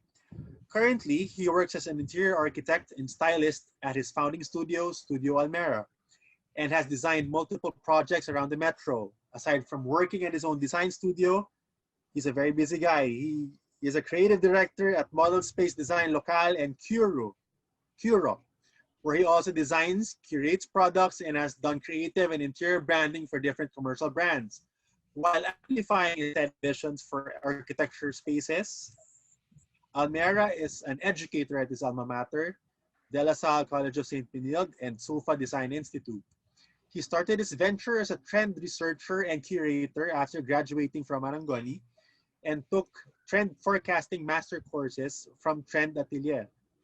Now he achieved another milestone for being the founder, editor-in-chief, and creative director of Aciiid. Aciiid is an interdisciplinary research and development design platform that positively contaminates the minds of people, changing their perception in design through the method of curated research and inspiration. Originated in the Philippines, Italy, and Dominican Republic, Aciiid is established to educate and spread awareness about contemporary trends in the design world by featuring current news, events, people, and innovations on design on a global scale. Aciiid aims to provide a digital platform for informative, inspiring, influential, and indulgent content for designers and design enthusiasts. Through this platform, their main pursuit is to elevate the understanding and perception of design values within an inclusive community where sharing of knowledge and inspirations become the new normal. Everyone, please welcome our second spark, PJ Almera. Take it away, PJ. Hello. Thank you so much, Angel, for the introduction. It's quite long now. I'm sorry. Hello, Yeah. PJ. Actually, it's for me because it's quite important that I share my story and passion, and of course, experiences with all of you since I am just 26, almost 27. So sometimes it's hard to show people na at a young age I'm trying to do what I can to to help or to give vibrancy to design and to Filipinos. So in this field of trend design, trend forecasting research, it's not easy to convince people or players within the design field. And what I do and what we do in Aciiid also. So as a young professional, in this field, parang there are a lot of giants internationally and locally, and it's a bit stressful and sometimes intimidating at the same time, but I take it as a challenge, as I venture towards trend forecasting and research, because ever since I came back from Europe, there's always this doubt in myself that my fellow Filipinos would not adapt quickly to my personal style, which is mostly trend-based. And also, most of the global trends do not reach the Philippines. Or if they do, it probably after 2 to 3 years. So I got frustrated, and then I realized that I've done a lot of things, from fashion to editorial photography to fashion styling, interior design, creative direction, art creation, etc., and more of that. And so it made me realize how interdisciplinary world function, and especially through curated research and honing a specific direction. So yeah, and thank you so much for inviting me here. I'm excited to talk, so I'm going to share my screen. Are you able to see it? Yeah. Yes. Okay, all right. So I'll be talking about trend forecasting in the Philippines, which I'll be showing also past forward insights or trend reports, as well as my personal insights on some of these and also relevant topics within the design spectrum. So again, so my name is PJ Almera. So I'm an interior architect at Studio Almera, and I'm the founder, editor-in-chief, and creative director of Aciiid. I'm also a creative director in Model Space Design Local and Curo. So guys, later we have our raffle. So Curo, thank you to my partners, Architect Amy and Marvin Malyari, for allowing Curo to be a sponsor for today's talk, also with our raffle giveaways. So moving forward, I'm also an educator at SOFA and Benilde. I took my architecture degree in De La Salle College of St. Benilde and my master's in Marangoni, Milano, and took master course in future forecasting in Trend Atelier, London. So enough about me. Let's talk about Aciiid and trends. So Aciiid, again, is an interdisciplinary research and development group or company. We provide online trend magazine. We also provide trend insights reports and future forecasting. We also do global consultancy for trends and design direction. We are focused mainly on some of these trend molecules, such as emerging tech, design innovation, social behavior, art and experimental design, fashion, style and catwalk, consumer lifestyle, culture and subcultures, visual identity, virtual development, storytelling and editorials, and event highlights. So in Aciiid, we are currently building up our list and our site. So, I mean, the site is already, up, which is aciid.com, but we're still continuing to develop it with more, let's say, more reports, more content, and also exciting addition to our overall approach and content. So we are centered towards global design phenomena, and by global, this also means the Philippines.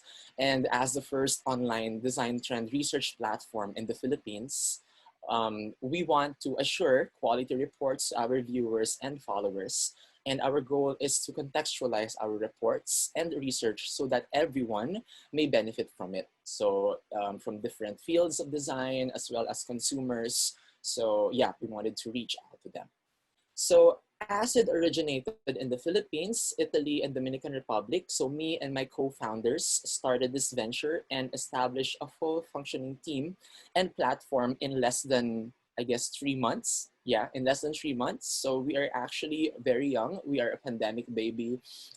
We started, the idea started last year when I came back around September, and then it manifested towards February to March. And so right now we have more than around 25 international industry professionals working with Aciiid as collaborators, directors, writers, creatives, and researchers.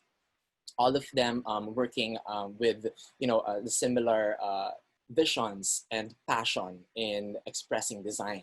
We have people from India, Indonesia, Dominican Republic, Netherlands, Italy, Hong Kong, and we really wanted to have a diverse and multicultural team because trends manifest differently per context and culture.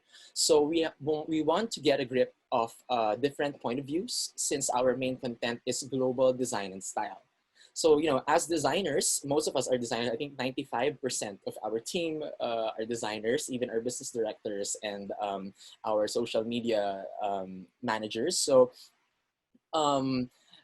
as designers, creatives, and design enthusiasts, we all share a common passion, and that is to explore possibilities of the future and to help give vibrancy to our culture. We have around 8 to 10 trend researchers, including architect Nandi De La Paz from Foundree also. So, the role of a trend researcher and or a forecaster is a very little understood skill, especially in the Philippines, and oftentimes with stereotypes in the international setting. Since the trend forecasting business is very niche, and it's not the most known player of the design industry because mostly the frontliners are designers, brands, luxury brands. However, most of the famous luxury brands such as Rimowa, Prada, Versace, they hire trend forecasters and researchers to help them decide the direction for, let's say, a certain product, an entire collection, color and material palette, or even rebranding. So moving forward, what are trends? So trends are quite important. nowadays. So a lot of people are, it's very confusing to them. What is trend? What's a trend? Is this bag what I have a trend? Or let's say, is this interior design a trend? So a lot of new discoveries and somewhat movements have emerged in the past few months and years.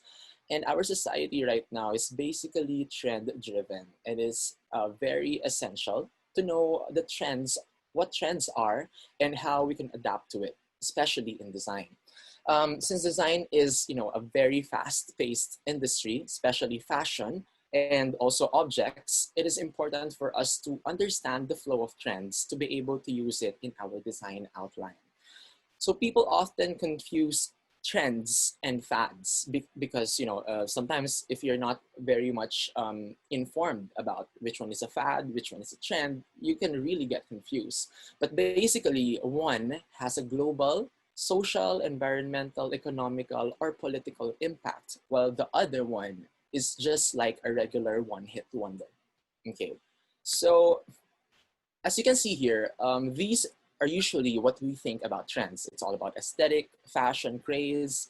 But like for example, for the Pantone Classic Blue, it's a trend. Okay, actually it's a fad because since it's a color of the year, it only happens or it only lasts for a year, which means it's basically cannot be repeated as per the trend, technicalities. But there is more to this. There is more to trends than just basic aesthetic and style.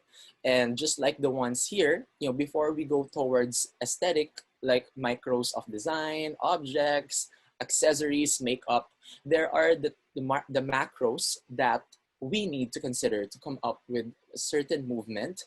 And these factors come from economy, politics, environment, technology, social culture, health and wellness, business and marketing, and human behavior. So, there's a lot of factor for you before coming up with a specific trend. So some of the people that I know told me that, trends are, in terms of, let's say, design, aesthetic, and fashion. It's a trend because, let's say, someone wore it or a celebrity put it in her Instagram. So that's somehow related to a trend, but it's not just all about that. There's a lot more. Okay, so especially this one. So we need to talk about what is happening in the world. What is the global impact of this product? Why do we need to make a shift in direction when it comes to let's say purchasing, when it comes to marketing, and especially now since most of our consumer behavior is focused on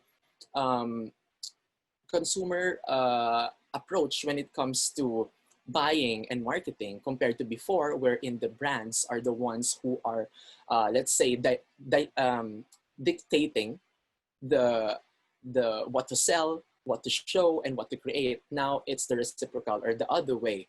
And so, at my team and I in Aciiid, we came up with our definition of trends to properly understand what it really means. So a trend is an ideological movement characterized by a strong and consistent developmental pattern, direction, or tendency that drives human behavior, culture, society, economy, politics, design, aesthetics, and or industries toward its vibrancy from the past through the present and to the future. So as you can see, I highlighted here past, present, and future. So since our talks focused around past forward, I also wanted to show how Aciiid differentiates from the other trend companies in the world, because we actually release flashbacks, which I will go on further later. So just showing to you what trend is, what is a misconception of a trend is that it is not a term exclusively associated with fashion or aesthetic change. So trends in the broadest sense of the word are found in all aspects of our culture and real life. A trend can also be defined as an anomaly or a discontinuity, an oddity, inconsistency, or deviation from the norm, which becomes increasingly prominent over a period of time as more people, products, brands become part of that change. So there's always a different direction when it comes to trend. There is an anomaly or a pattern. So usually the pattern are, those are the ones that have a continuous, let's say, manifestation of a specific phenomenon. And the anomaly is that innovation that somehow debunk this pattern, which means this is the possible innovation that we are waiting for. Okay, so, and then you'll have to analyze everything before you can come up with a report. So to not forget, trends lead us towards what is next in the future. We need to find multidisciplinary solutions to do great challenges of our time in order to continue to live and thrive on this planet. So, a lot of questions also come into mind when what is the difference between trend reporting and trend forecasting? So trend forecasting is all about detecting signs of change and understanding how they point to a possible future through different types of research. So according to Geraldine Wari of the WGSN, it is referred to as soft science, wherein trend forecasting blends creative thinking and intuition with data gathering.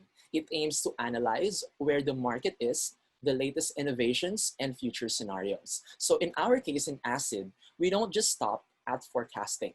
Since we are composed of multidisciplinary and interdisciplinary designers, we practice these trends and we implement it on our own design firms, studios, and language. So the role of trend forecasting is general to help predict and to help innovate. Trend forecasting agencies and consultants provide their client with critical information to help them do their jobs in accordance with the time. So in terms of reporting and forecasting, reporting is more on looking at a current signal and drawing a conclusion. It's talking about where the market is at the moment or at the very recent past. While forecasting, again, suggests future developments in themes, shapes, colors, and materials for a fashion or design or global forecast.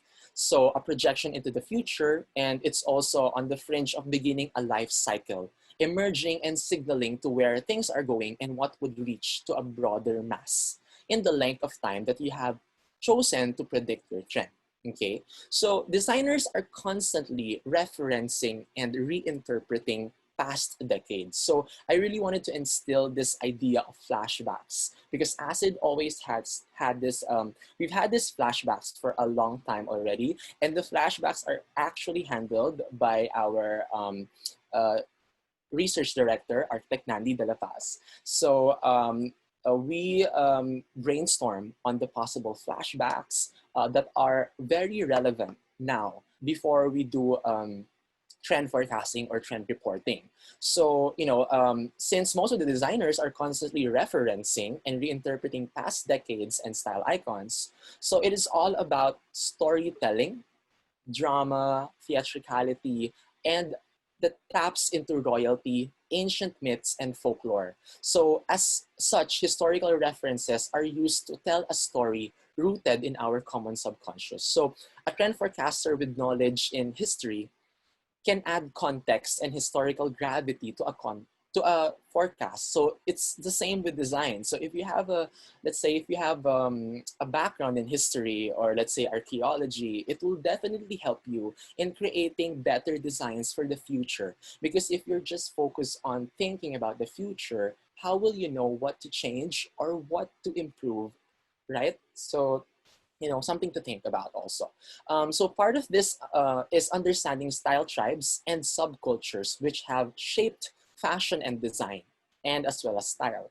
So there's a feeling and a context to each decade, and by referencing them, designers tap into an existing pool of affection and familiar style codes. So just to show you an example of some of the brands or some of the designers who are recently getting inspiration or influence from the past. So we have here the Frida Kahlo collection by Minju Kim, which is who is the winner of Next in Fashion in Netflix series. So she's Korean, and she got her inspiration from one of the famous feminist painters, Frida Kahlo. And there's a movement between the activism on empowerment, as well as we have here the Jacuccio mosaic by Siccis in Italy. So Siccis is an Italian mosaic brand, and they are very well known for using ancient as well as Asian and multicultural concepts and culture into their brand and design.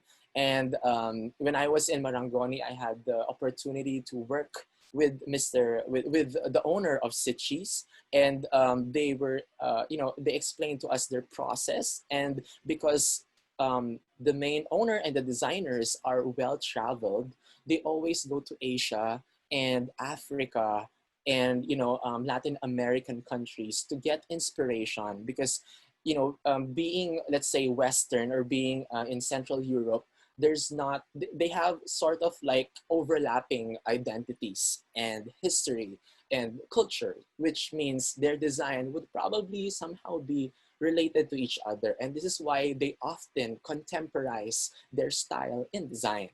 And then lastly, we have Casena Town Collection by Dr. and Mises. So this is an object collection or a furniture collection inspired by Africa. So I'm going to give this, let's say, quotation from Ludwig Edelkurt, one of the most famous trend forecaster in the world. Trend forecasting is much like archaeology, but to the future. Okay, so I'm going to show you some of our reports on the flashbacks in Aciiid. So we have quite a few. I think we have already 7 flashbacks, which we're going to post another one today. So watch out for it. Actually, Nandi is working on it today. Yeah, but so we have here examples of The Child Within, Extended Youth, Expanded Lives, Virtuality Genesis, Evolution of Virtual and Augmented Realities, and Diseño Virtuosi, First Virtual Designers. So this is very important to us as designers and researchers to explain and to understand what's next. Okay, so to start off, we are going to show you The Child Within, which is Extended Youth, Expanded Lives. So for artists and designers, living free and easy in a world of fantasy transports the mind as it transforms the heart through the creative process, extending experiences and expanding memories of childhood, play, and curiosity. So, right now, we love to express our youthfulness through art and design. And especially during this, uncertain times, there's a lot of depression, there's depressing moments, there's a lot of crisis happening. So we always look back to the happiest memories that we have, which are our childhood for most of us, right? So we have selected and curated a few past influencers and designers and products or artists also who have dreamt of designing objects that are reflective of their childhood passions and aspirations. So we have a few here. So the first one is Mary Quant, who innovated and revolutionized global fashion since the mid-1950s. So her eternal spirit, be free, be yourself. So characterized by her vibrant personality and her company's brand concept of freedom and individuality. So it's all about being fun, being youthful and playful, which is evidently reflected in the style, comfort, cut, and color of her dresses. So it's kind of like in the style of mod fashion. It's very Twiggy, no? If you know Twiggy. So the next one is Takashi Murakami. So Takashi Murakami is greatly obsessed with the otaku and the kawaii subcultures of manga and anime, so art, anime arts. Okay, so Takashi Murakami led and founded the super flat movement that which uniquely identifies the flatness of Japanese art tradition.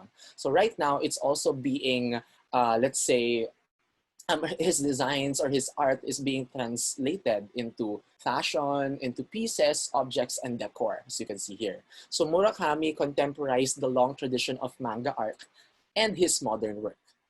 Next, we have Fiat. So Fiat, or the Fabbrica Italiana Automobili Torino, is a prime mover of innovation in car design. So as you can see, the evolution of design of Fiat ever since, before up to now, it has or it radiates this youthful or young-looking neothenic pattern, which, looking at how its industrial design showcases very functional, as well as playful, relaxed, comfortable, yet very stylish models. This kind of has this resemblance or similarity with the Volkswagen. So we have next Osamu Tezuka. So he is the godfather of both manga and anime. So his characters and films impactfully shaped Japan's post-war youth in terms of their mindset, message, and expression. So it's also famous for his animated TV series. Of course, you guys know this, Astro Boy. So as you can see, it's one of the manga or anime characters that really speaks to the idea of let's say youthfulness, because being a robot, he's one of the few robot characters who looks very childlike, okay, which made him very iconic as well. And then next we have Francois Xavier and Claude Lalanne. So, through their work, they have poked the discussion on the traditional paradigms, so binding as well as separating furniture from sculpture. So they dynamically co-created a fine furniture and sculpture collection of familiar pieces inspired by humor, youthfulness, nature, and fantasy. So all of these, they all have something in common, which is all going back to being playful, being young, being expressive of their youth.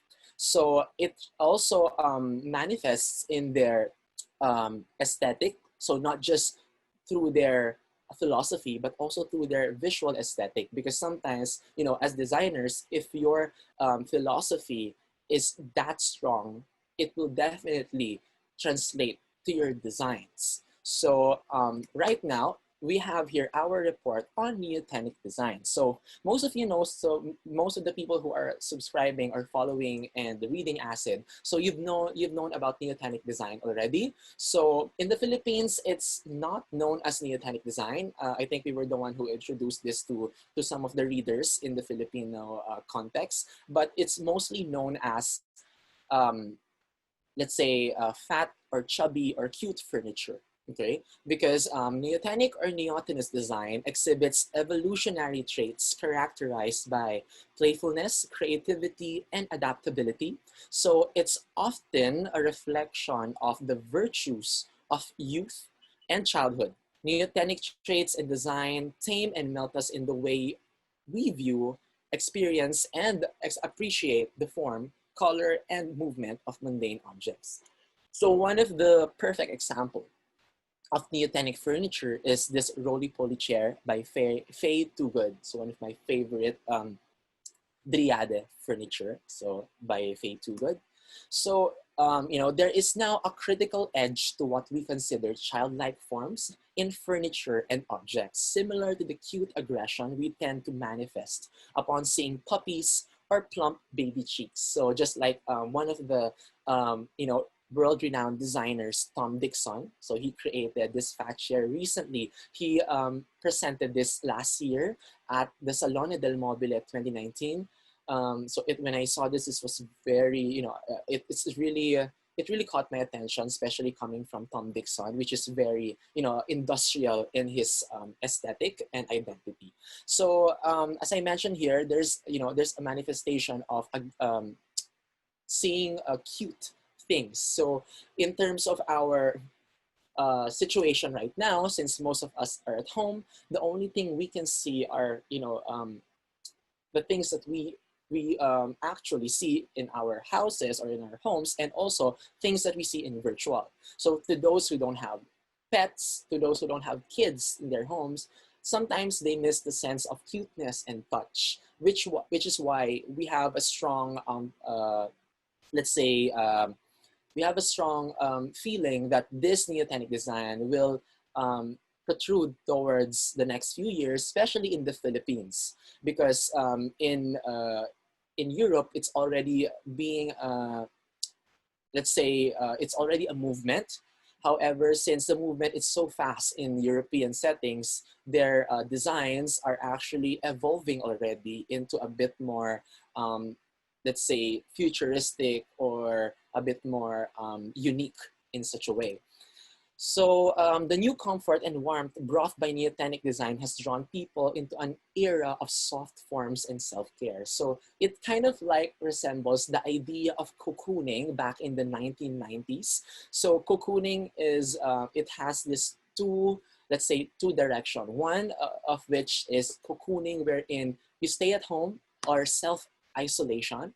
And the other part of cocooning is like being contained or being hugged or being contained in one object or one furniture. So in this case, it's you're not being, let's say, isolated. However, the warmth, the self-care that you feel when you're isolating yourself from the world is somehow the thing or the expression or the idea that is also clear within this design. So as you can see, we have here the baby bear chair by Pierre Jovanovic. So this is the inspiration for a new wave of design aesthetic, especially now, which tries to soften the rigidity of contemporary objects. So from edgy deconstructivist designs, now we're going into soft geometry and soft forms. So this new design trend can be seen all over design magazines and felt through different design fairs over the past few months and over the past year. So, through the child forms and softer structures, visual and physical comfort has seemed to take over angularity and rigidity. So another, let's say, one of the development of neothenic design is somehow going towards whimsical, whimsy designs. So this is by one of my favorite designers, Mas Espacio for Misana. This is the Toadstool collection. It's inspired by the colors used in works by postmodern design group Memphis. The studio opted for a bold palette of mint, forest green, salmon pink, and deep navy. So this is a really good reinterpretation. Well, it's not a reinterpretation, but a different direction towards neothenic design, showcasing what could be next when it comes to innovating those soft curves. So it could also be mimicking, it could be like biomimicry in such a way, but not too organic. It's mostly turning organic views into something cute. To have this sort of biophilic experience even through soft shapes.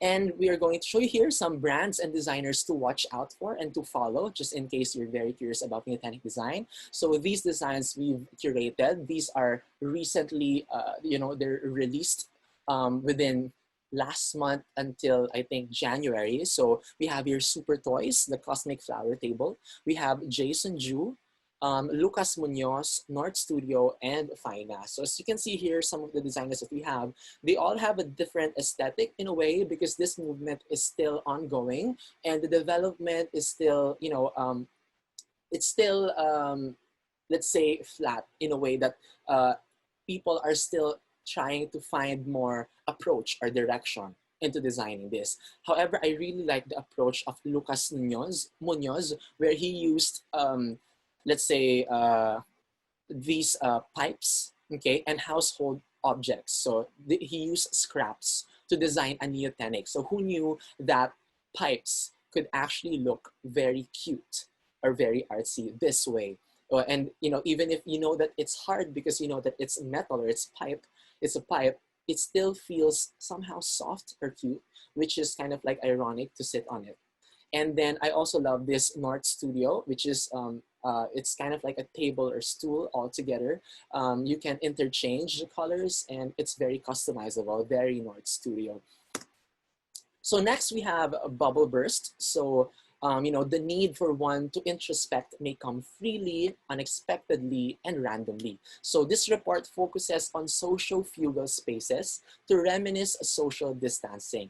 So we have here some examples of the flashbacks of bubble burst, or again, the social fugal spaces. So, since our interactions are then shaped and molded by proximal and distal elements in the environment. So we have here, of course, we have Edward P. Hall. So for the architects and the interior designers, you know him for sure. He is an American anthropologist who wrote the classic book, The Hidden Dimension, in 1966. So, this is where we found out about proxemics and its importance in the society and in the environment, as well as design. So his definition and development of proxemics greatly contributed to the spatial designer's rubric when creating environments. And his theory has become very much relevant to our current perceptions of and reactions to social distancing now. So next one, we have Douglas Ball, which is, he's a prolific Canadian furniture designer who revolutionized office systems furniture when he launched his cube-inspired workstation. So he referred to as cubicle farms, which were staple office systems back in the 1980s. And then, of course, we have here master architect Kisho Kurokawa. So you guys know this. He's a staunch advocate of the post-war metabolist movement, which dominated the Japanese architecture landscape.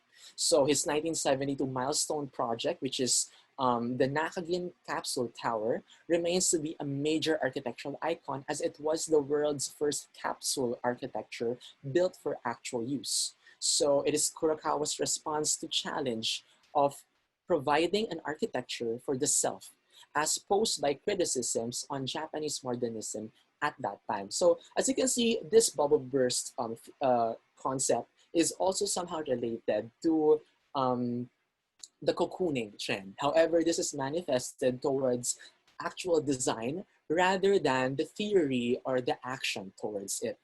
And then we have here finally the Danish architect Jan Gehl, which is, he's renowned for his extensive work on cities and public spaces, and is the founder of senior advisor of Gehl People, a dynamic team whose life goal is to make cities for people.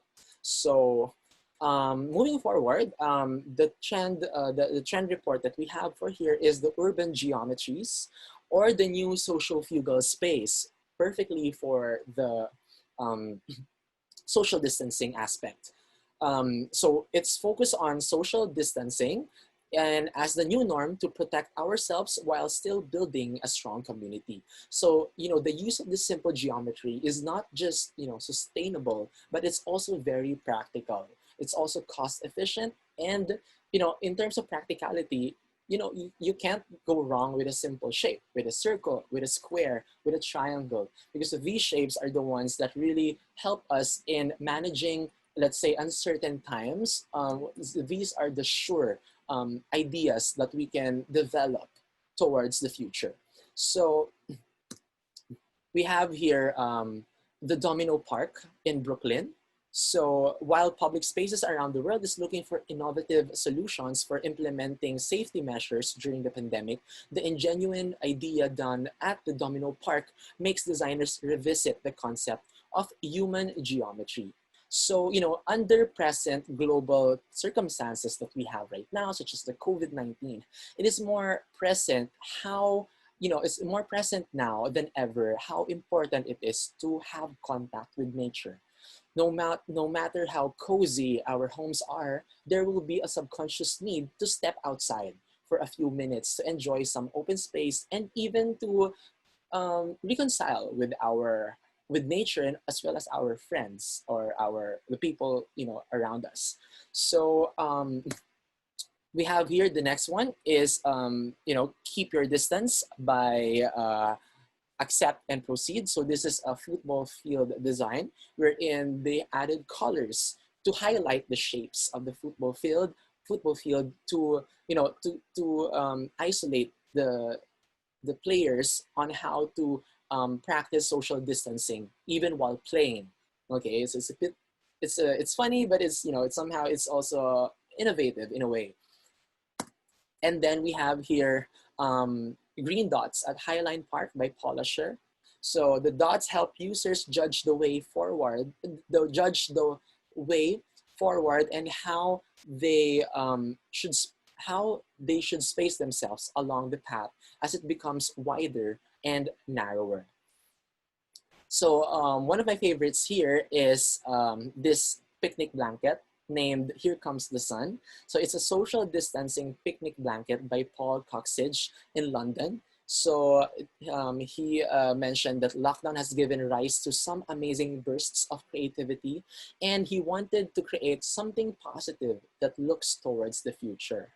So he designed this for a post-lockdown future. So he explained that being a designer who knows how to work with sizes and measurements on a daily basis, he sometimes finds it hard to accurately interpret 2 meters, which is a common problem shared by many at the moment.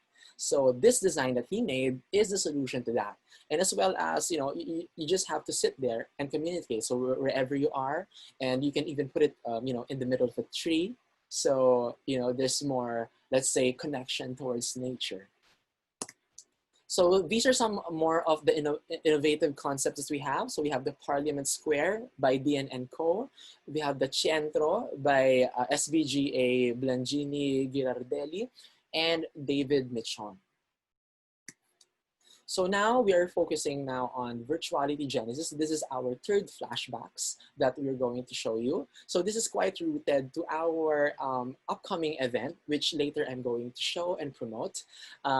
So virtual reality has caught millions of eyes from the last decade with advanced technology and high-end computer graphics. Within seconds, you can switch your surroundings in a 3-dimensional simulated environment with a pair of high-tech headsets. It's always exciting to see, you know, how fantasy turns into reality, even if it's just virtual reality. So virtual reality, also known as VR, places users in an experience. As technology evolves, we see a rise of new term called the augmented reality, which is now being used on our gadgets, such as phones. So one of the first games that started this is Pokemon Go, which is also one of the fads, one of the biggest fads before in 2016, and changed the perspective about the emerging technology that we have now. So here are some of the flashbacks of virtuality genesis, or the VR. So we have here the Battle of Bordino. So this is really interesting because the idea of 3D imagery was rooted back in 1800.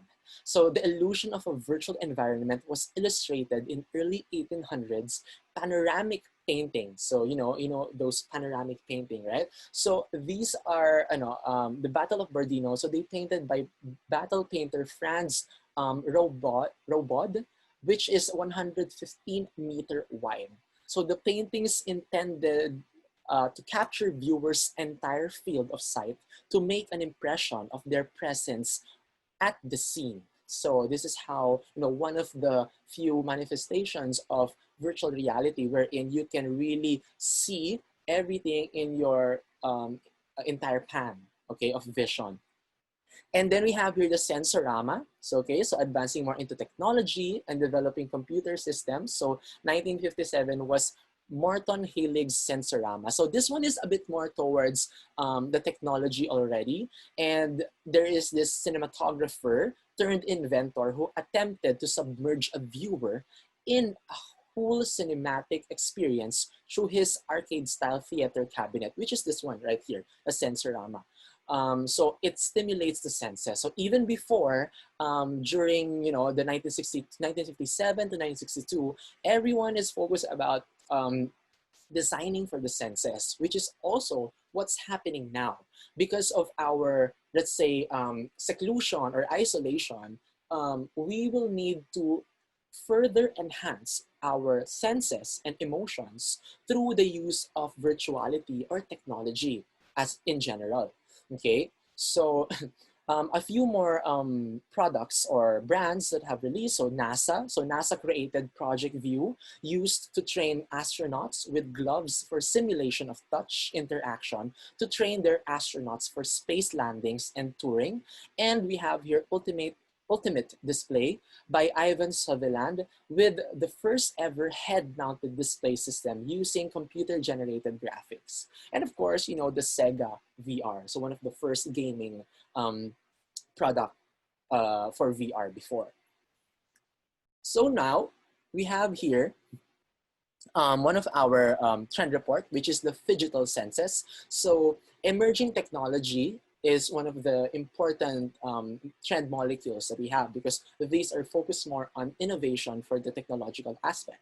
So we have here the Ven Room by Space Popular. So the Ven Room is, they mentioned that virtual reality will be a new form of communication, and that COVID-19 pandemic is the first major health crisis humans have experienced where live communication is possible. The fact that we can see and hear bits of each other makes isolation perhaps a bit more bearable, which I kind of agree, because, you know, I think almost every day I work like around 8 to 12 hours on a computer. And for me, before working in a computer, it's quite boring where you're just typing, working without talking to anyone. But now, since there's, you know, you can do Zoom calls, you can even do, you know, for those who are playing Minecraft and also some of the gaming, let's say, gaming technology, you can interact already with people. If you don't want to show yourself, you just want to like step into a virtual reality or a virtual space. So it's very, you know, it's a really good sense of place and community to build within the virtual realm. So this project is actually a movie that explores how virtual reality could become as widespread as the video call, allowing our homes to digitally merge with those of our loved ones. When two spaces, virtual and physical, merge together, it then creates a shared overlapping space, and they called this the Venn space, kind of like the Venn diagrams, as you can see here at the bottom photo. So once these overlaps, our domestic lives will have a strange misalignment or glitches, and fundamentally changing our domestic rituals, sense of privacy, and social norms. So this creates opportunities for people to actively and collectively create shared environments as a form of augmented reality. It could lead to all kinds of new virtual spaces in the future, both for work and play. So imagine if we could like have VR here at home, and then just like if you have a big space at home, you can just use your VR and then connect with the people. It's kind of like you're seeing them. So there's a possibility for us to, you know, scan ourselves, our entire selves, and then that will turn into, actually there are technologies like this already. However, it's not yet available for the masses, some of which are still being experimented and tested. So, you know, scanning ourselves and using our own avatar, virtual avatar, to be in a specific space. Even there's also this idea that we're thinking that what if since we have digital fashion weeks right now, what if instead of watching videos, we can actually do 3D virtual runways wherein you just put on your, let's say, virtual goggles, and then sit beside, let's say, an editor-in-chief of Vogue magazine, like Anna Wintour, virtually, you know, watching a fashion show of, let's say, Prada or Gucci or Versace, something like this. So it's really, you know, it's up to the next level for VR, as well as virtual communication and interaction. Okay, so for the future insights, we're going to show you some of the insights that we have right now.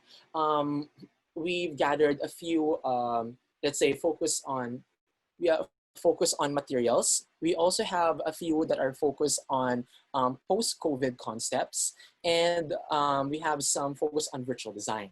So we have here Creative Pursuit, which is a material revolution. So this was one of the research by one of my colleagues and interns in Aciiid, Verna Grayo. So creative pursuits. So our self-isolation is, it's always pushing us to rediscover ourselves and our capabilities and capacities in seeking new creative pursuits. So as we reconnect with Mother Earth, harvesting and harnessing its abundance, this trend concentrated on the captivating imperfection that unveils a deep and more intimate link to ourselves. So, the use of clay, it's not just sustainable, but it also taps into the tactility texture or the tactile texture, which is a trend for a long time already for interior design and interior design architecture, as well as material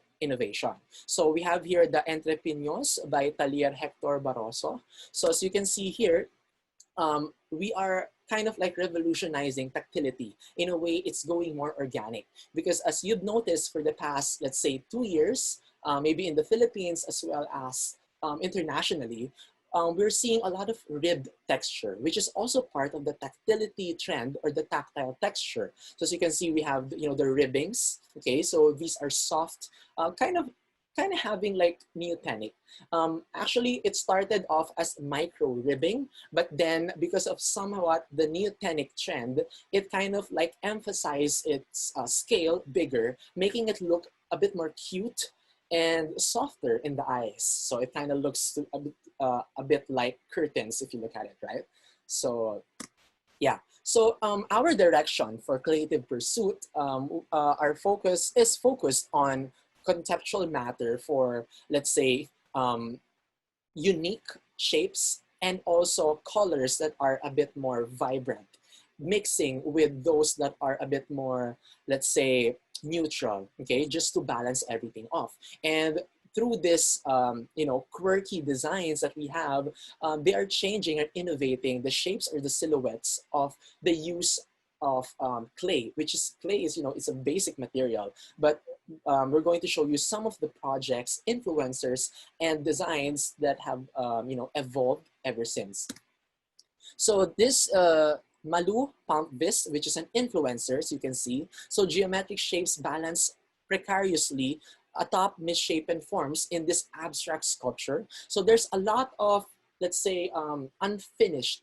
So before, clay was all about being, let's say, very polished, very well made, because, everyone can just make clay look, let's say, unfinished, right? During the past years before. And now they're trying to actually make use of this imperfection as a response to, let's say, body positivity and also acceptance, wherein we accept flaws, we accept individuality, and also uniqueness. Okay, so as you can see, the mixture of roughness as well as the, the colors of this spherical clay, it's a really good combination to show uniqueness and diversity in design. And we have here next, the next influencer is Yuko Nishikawa from Japan. So she's a Japanese designer, contemporary ceramicist based in Brooklyn, New York, specializing in fantastical installations. So in here, as you can see, there's a lot more of like weird or oddity in the shapes, more like alienist designs. And also, she used this as kind of like objects as well as lamps or lighting fixture. And then we have another influencer, one of my favorites is Annie Lee Parker. So she's also a Japanese, focused on creating furniture. So one of the trends that she's also doing is this mirror. So this is very adaptable here in the Philippines, because we have a lot of mirror trends happening right now, as you can see on our social media in the Philippines. But what's nice about this one is that she is actually making it a bit more raw in a way, and also the texture. So most of the finishes that we have for the mirrors here, the frames, I'm talking about the frames, are wood or plastic. So this one uses clay, which is a bit more, in terms of the tactility trend, is a bit more let's say, pleasant or sensorial to look at and also to feel. And then, of course, we have Cherry Muller, which is a Cape Town-based creative designer. So she uses fingerprint as a technique in designing these clay, which is very perfect for the tactility trend. So next we just wanted to show you a few more trend report or forecast that we have. So we have the post-utilitarian for fashion. So for fashion forward, so we have here Moncler, Haven Yields, Common Divisor, and Ambush. So because of what's happening now, there's a lot of innovation when it comes to fashion that's focusing on utilitarian wear, in a way making it a bit more futuristic, but still focus on the idea of using it as a utility because of the of sanitation and also the practicality of using this. So it started with Prada and Moncler using it as somewhat a protective outfit as well, without being too conceptual. It's very practical, very industrial looking. And now we're going to show you some post-COVID concepts. So our post-COVID concepts are focused on the protection, sanitation, innovation, and sustainability aspects or factors when it comes to doing designs. So one of our post-COVID concepts focuses on emerging tech. So this is sanitation and innovation. So this is the Tokyo toilet by Shigeru Ban. So you guys know Shigeru Ban. So he designed let's say a public toilet, because one of the problems in Japan are, let's say the public toilets we're in, since after COVID, there will be a lot more of, let's say, probability for us to be germ conscious, okay? And we don't want to use something that's unhygienic. So he designed this to somehow give the transparency or the honesty if whether this design is, whether this space is clean or not. So it has this, when you close the door, it has this, the technology wherein it will kind of like shift into a smoke screen finish. So to give you privacy. Okay, next one is for transportation. So the sanitation and protection concept by Factory Design. So this is basically for aircrafts, and Factory Design, an aviation consultancy, envisioned how social distancing could be achieved on planes after the peak of the coronavirus. And yeah, so next one we have another transportation concept focusing on protection and innovation. So the Ponte Design Studio created concept for autonomous double-decker tram with a radial interior design to encourage Hong Kong residents to safely return to public transport after the height of the coronavirus pandemic. So if you go in, as you can see, usually the way we sit on a tram or a bus or a train is usually linear in a way, right? Now facing either frontal or let's say facing each other. But this one, they decided to come up with an innovation wherein you sit in a radial flow, just so you both, number one, see what is outside, and number two, give you a sense of space for protection in terms of the virus or the probability of a virus in the future. Next would be the work from home, sustainability, and innovation.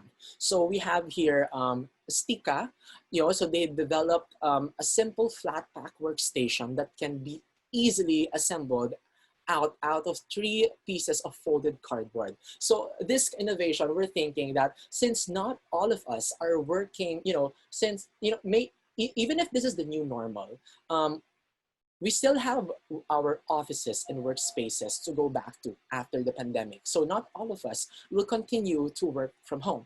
And because of this idea or ideology, a lot of designers have often, they came up with strategies on how we can make products that we don't really need until the next, let's say the next normal. To make it more sustainable in a way that we don't really have to spend so much, as well as use a lot of carbon footprint in designing and producing. Another one is the out of the box. So this is a collaboration, a competition by Thaison and Samsung to create furniture pieces from Samsung cardboard boxes. And then another one for workspaces, but this one is more focused towards protection and innovation. So we have here innovative and a bit more aesthetically pleasing dividers for workspaces. So we have here the Cove by Mateo Chibich, which I really love because it has this inspiration from the past as well, which is, you know, has a very classical feel to it. We have Integralis by Artemide, Click-Clacks by Zahava, Dutch in Virtuals, and Saltine and Toast by Pear. So these designs as a collective, these we curated this because these are the designs that even if after the COVID, you can use them as either a, let's say, an aesthetic piece or let's say a functional piece of design in your workspace. So even if, for example, you're doing kind of like a private meeting wherein you don't, sometimes we don't like to see people walking by, you know, or we don't want to, we still want to have this isolation, even if it's a glass or a translucent barrier. So this could be still used even after the pandemic or, you know, what's next in the future. And of course, we have fashion that's focused on protection and innovation. So these are some of the innovation for fashion for the post-pandemic or the future of post-pandemic.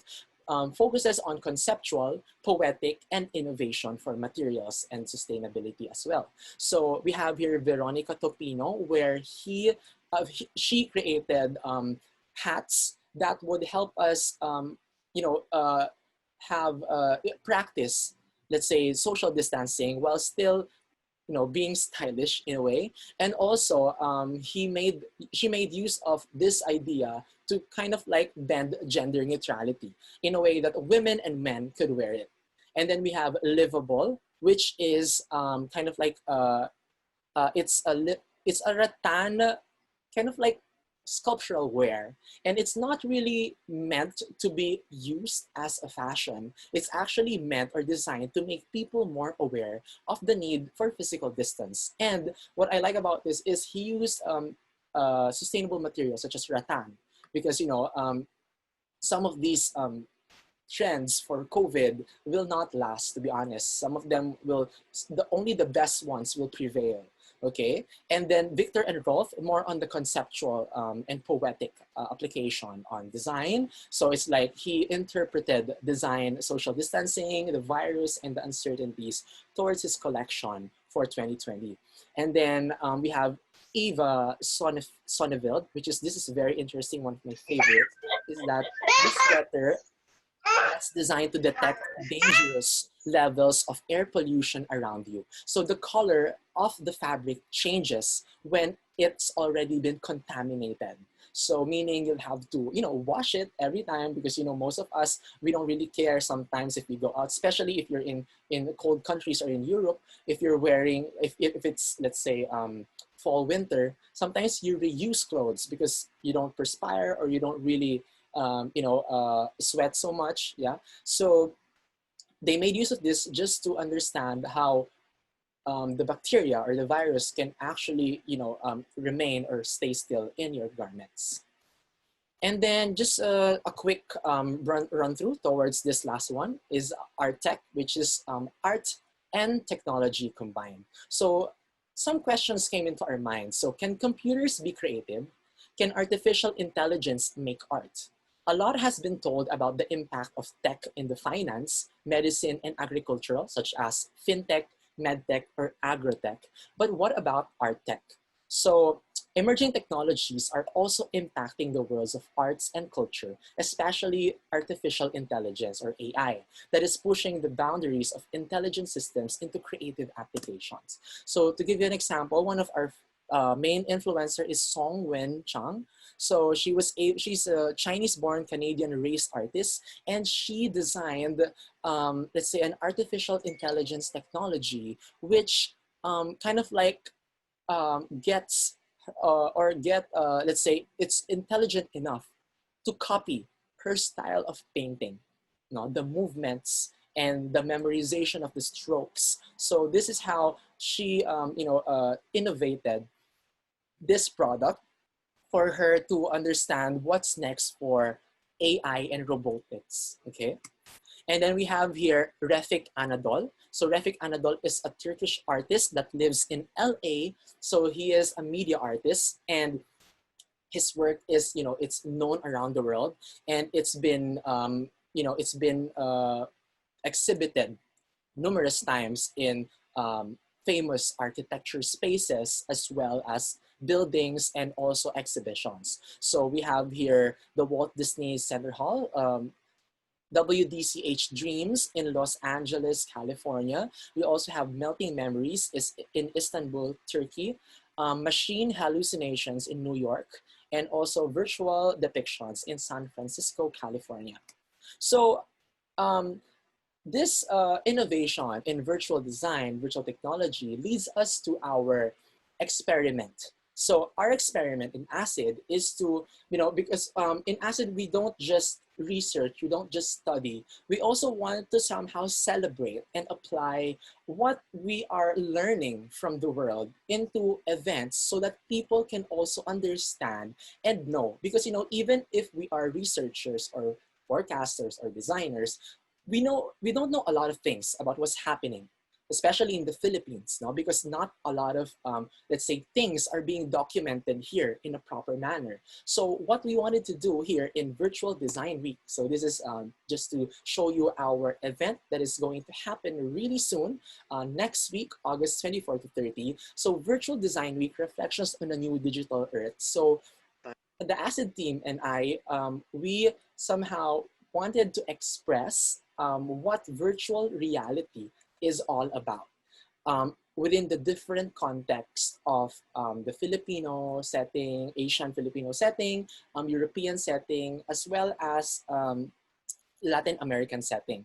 So we are going to have a lot of talks, a lot of IG lives and panel discussions, which will talk about, let's say, the innovations, digital divides, how we are struggling, and what can we do to actually, let's say, innovate or to find ways to help our communities to understand and to develop our technological advancements. So I'm going to show you here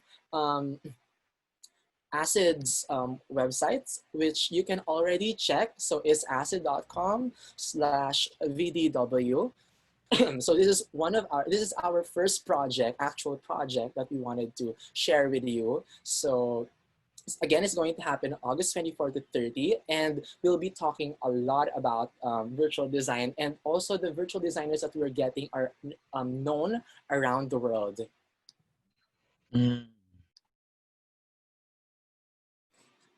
So as you can see, we focus also on the three aspects of sustainability, equality, and community. So these are the three factors that made us realize we need the Virtual Design Week, because most of the Virtual Design Weeks that we see around the world are actually not virtual in a sense. It's only virtual because of it's presented in a digital format.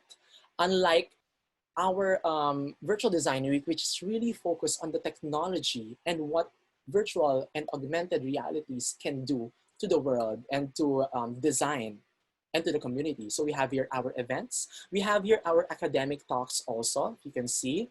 So we have our closing event led by our event manager. It's mycelium to dry your tears. So this is a really interesting event because it's focused on, it's an event on Minecraft. So for those who are playing Minecraft, you can join in. We have our link to subscribe or to register in Aciid. We also have this, we curated articles which we wrote from our editorial team. Thanks to our editorial managing editors, Max Panilio, and senior editors, Jegs Santos. So we were able to come up with a lot of write-ups for Virtual Design Week, focused on, let's say, ASMR, what is virtual design, why do we need to cope up in terms of the virtual reality, and the innovations in Virtual Design Week. And so we have here our talks, which, you know, this is a really interesting topics also that we can get a lot from. So we have Synergistic Technologies by Andrea Macruz and Marcus Farr. We have here Creating Empathy with Digital Fabrication and Objectual. To be honest, some of this even I don't know a lot about them. So it would be really interesting to learn more about technology, not just in a very technical term or knowledge, but also how we can actually use this to implement in a way to help promote or to sustain our community. So this is the international talks, which is led by our guest host moderator, Tobias Guggenheimer. Okay. And then we have here Dominican talks. So this will be in Spanish, okay? And we also have the Philippine talks. So we have speakers from different universities such as Benilde, iAcademy, Tune City, and UST. So we have focusing on artistic transitions from visual to virtual. We have technological innovations and methodologies of virtual design in the Philippines, and virtuality versus reality, strategic improvement for industry partners. And lastly, the virtual design cultures across Southeast Asia. And then we have here also our IG Live. This is all free, by the way. You can register for free. So this is basically just sharing our knowledge or all of these professional knowledge to you to know more about virtual design, which is a very big movement that we have to understand and we have to really indulge in. So we have Utkan Gunarkan from Turkey, Musikiero from, I think in USA. We have Cyril Lancelin also. And from the Philippines, we have George Winnicke and also Manon Aubrey. And of course, we have Geraldine Wari, one of the trend forecasters for WGSN. I'll be having a talk with her to understand what is next towards the future of virtual design or design in general in the virtual world. So just to give you a simple treat, we're going to show you a sneak peek of the gallery. So this will be launched on August 24. So we had an open call submission for international designers. And as you can see here, this is, you're the first one seeing this right now actually. So we have curated the submissions based on their, let's say, response towards equality, sustainability, and community. And showing you one of the projects here. So of course, I had to add, you know, Model Space Design Local, our studio, wherein we use virtual design or 3D renderings, not just to show or to visually give appeal to our projects, but also to communicate in a way that we cannot, because most of our design inspirations come from surrealism and otherworldly elements that we cannot really explain in reality, like using real objects. So we have, you know, we've explored a lot of, let's say, technologies and design wherein we showed yeah, so some of these also. And also through the sustainability factor, wherein instead of creating models, scaled models, and also doing actual, let's say, material boarding, which is, you know, a lot of waste to use, we are doing virtual mood boards to showcase to the clients. Although there's still a problem within the tactility part of the surfaces, so that's where we're going to show them maybe at least one, like for example, how the tactility of, let's say, a marble feels, but in terms of visual, this is what it looks like. So at least it's not using too much wasted material. So if you like to know more, you can just visit acid.com. And if you want to visit our virtual design week, It's acid.com/VDW. We have our Facebook and Instagram, acid.online, and we have our hashtags. If you want to have a feature on acid, just use acid, acid online, and acid feature. And also our hashtag for Acid Virtual Design Week on Instagram and Facebook, just to keep you updated. So that's it. Thank you so much for listening to our talk. Oh, great. Thank you, PJ. Thank you, PJ. Thank you. I learned a lot about the trends and the future. Actually, I'm really interested. Kapag nag-trend forecasting ba tayo, PJ, yung ano yun, do you consider time frame? Parang what's the effectivity of the trend forecast? Yes, definitely, because in terms of design spectrum, the design spectrum also, there is a different limitation for the manifestation of trends. So for example, for interior design, it's usually 2 to 3 years. It will last within that time frame. Then after the third year, or during the third year, this is actually where the designs would somehow reevaluate itself. Na, is it still relevant? Is it still having the same impact as it had 2 years ago? If it still has this impact, then it might and it will continue to move forward. This is what happened to Scandinavian and mid-century modern. However, when it comes to, let's say, for example, the Memphis design. So the Memphis design was a bit popular. However, it was too quirky. It was too different, too unique for everyone. That's why it had a reevaluation after a few years. And because, in terms of design trends, I don't count design trends as fads. Some of them, if there's just specific objects, let's say a decor. So those decor would count probably as fads if they're really quite different. No? But if it's a design style, then it will just, have this rotation. And it will depend on what is the context now, what is the culture now, is it workable, is it feasible, is it adaptable to our current situation. So that's why a lot of things right now during the uncertain pandemic times have reemerged, and it's all coming from the past because we are not really prepared for the future of the pandemic, or even during the pandemic, we were not prepared, which meant that we will need to go back, to look back towards what happened before for us to really get influenced and move forward. Yes.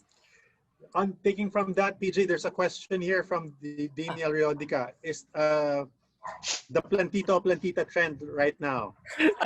Anyway, Plant Papa is right here with us right now. So what can you say about that? Is it a trend or a fad?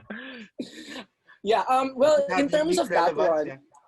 Yes, in terms of that one, it really focuses on the biophilic trend right now, which is very, very, very relevant in terms. I don't think it will stop, because the biophilic trend doesn't just focus on being aesthetically pleasing, but also focuses on well-being and wellness. So whether it's real plants or just patterns. So, I'm into that craze also.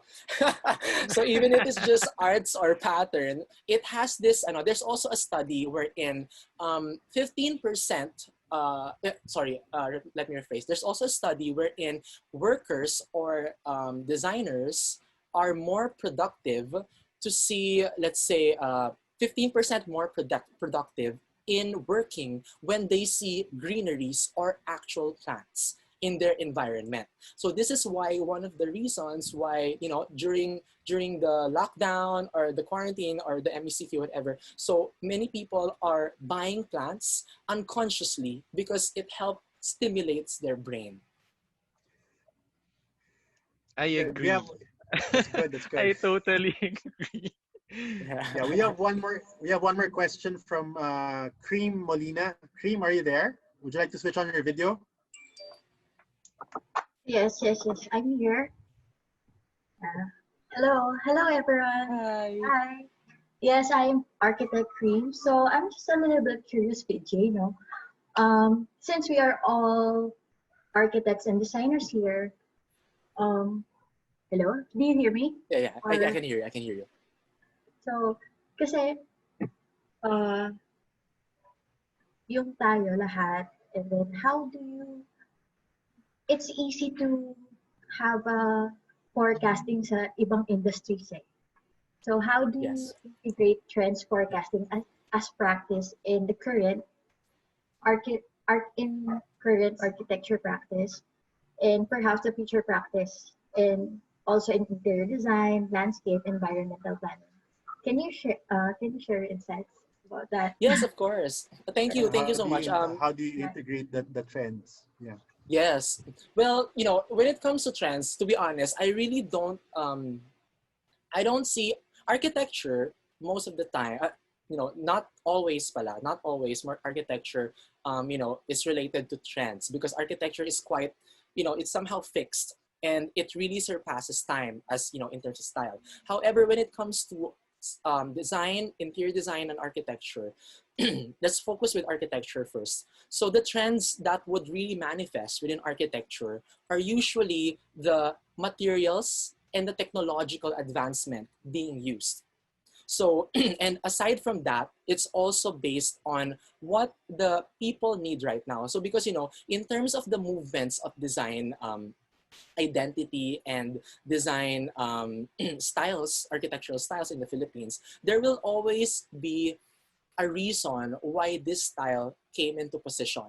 So that the manifestation of this design style is, to be honest, it's a trend, but it surpassed that trend, making it a style.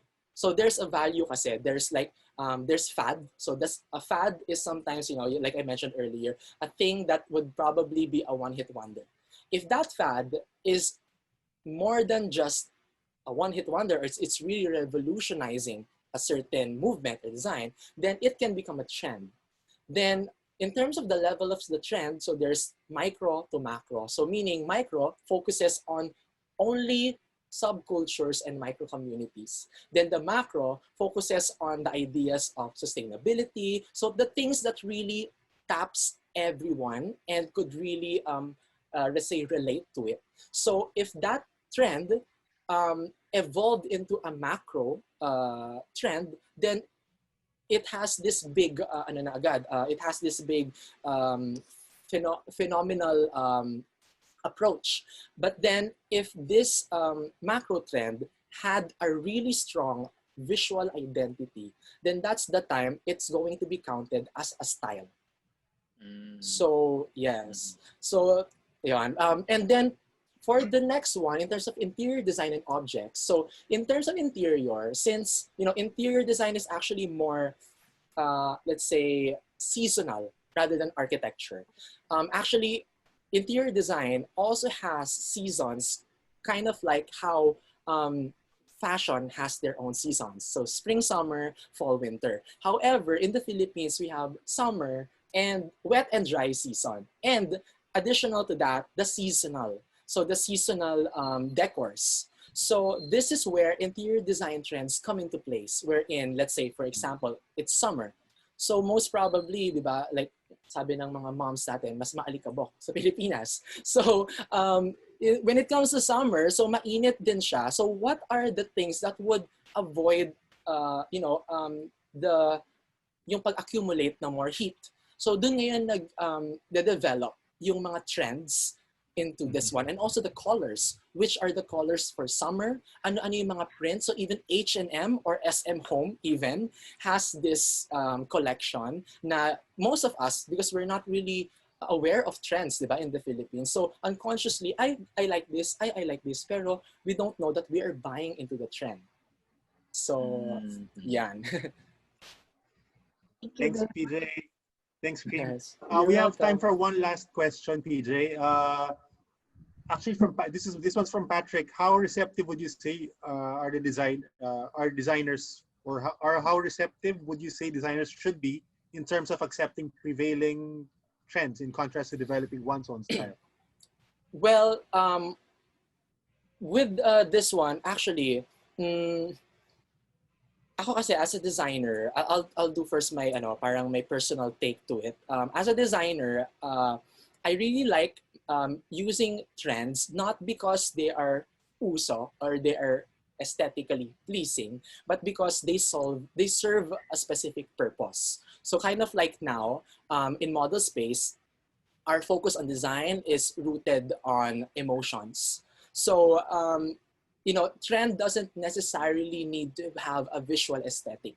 It could be intangible in a way that manifests towards emotion, social behavior, and then from there we can just use these elements or factors to somehow reinterpret our visual identity. So in terms of designing, as an architect, as a designer, like I mentioned earlier, it will really be a good help for you to, especially if you are a new, like say an architect who's new to the field or the industry, who doesn't know yet his own design style. It's good that you practice what is there, and to understand what is contemporary, and then of course going back to the past as well, because I've experienced that before, that you can't say no to a design if you haven't tried it. And this will then define whether this trend is suitable for your visual identity. But for those who are already, let's say, practicing designers with already a fixed design style or identity, then most probably these are the innovators wherein you can use trend into your advantage by selecting possible, like I mentioned earlier, materials, wherein it somehow influences your design identity, or it infuses it without really sacrificing your personal style. So I don't know if that answers the question. Hello, Angel. Nakamute. Sorry. Angel, you're muted. Sorry. Yeah, thank you, PJ. Thank you, Patrick. Guys, can we just give PJ a warm round of icons? Icons daw eh. Thank you, PJ. Very informative. And I have a word for the day, fidgetal. Fidgetal. Yeah, fidgetal. I'll start using fidgetal from now on. And neotenic. Yeah. Gerard, any last words as we close? Ay, may raffle pa pala. Yeah. Yes. May raffle pa. It's actually connected to the trend. So we selected yung vase based from Neotenic Design also. So we also have the rug. So this rug is kind of like parang may pagka-retro futurism yung feel niya. Yes. Yung aso. Hindi kasama yung dog ko. So yeah. So if you can win these today, and just follow Curo.ph and also Curo is CUROO.ph. So thank you to my partners in Curo, Architect Amy and Norvim Valyari of Model Space of Curo, and also follow Aciiid.online in Instagram. For the questions in the chat room, we'll send them to PJ, and we'll have PJ give us answers, if that's all right. Sorry, we're running out of time. Gerard, we'll have I'll just get the winners. I'll go to the raffle. Okay. So guys, ang dami natin na pag-usapan, no? Did you learn anything? I'm really sure that we learned a lot today. So I also recognize that it's very interesting to know other related fields, no, in design and creativity, di ba? So not only in architecture, if we are well versed, no, with the different disciplines of design and creativity, no, it will make our work rich, 'di ba? So mas magiging responsive tayo, 'di ba, sa needs ng ating mga clients, no? And also it's for our self-expression, 'di ba? Yes. Yeah, so for today, Architect Angel, yeah. No, sorry, I was about to say. Also, if I may go ahead. Yeah, if I may share, guys, no, parang my takeaway for today, no, is that we really need to communicate, no, and also acknowledge that there are related and the allied fields of design, di ba? Just like in the SPArX 1 no, talk kanina, di ba? The importance of, di ba? So not only designers and architects but also policymakers are very important in that aspect because they have the power as well to implement change, no? And reinforcing our RA 166 and our heritage law.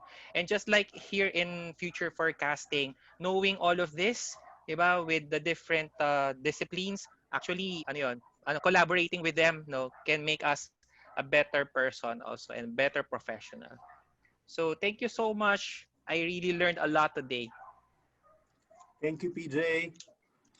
Now, for the moment you've all been waiting for, can we go to the minor prizes muna, courtesy of our GC from Ruberbon.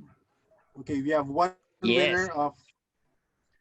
Okay, in GC, now we go to the Foundree shirt first, guys.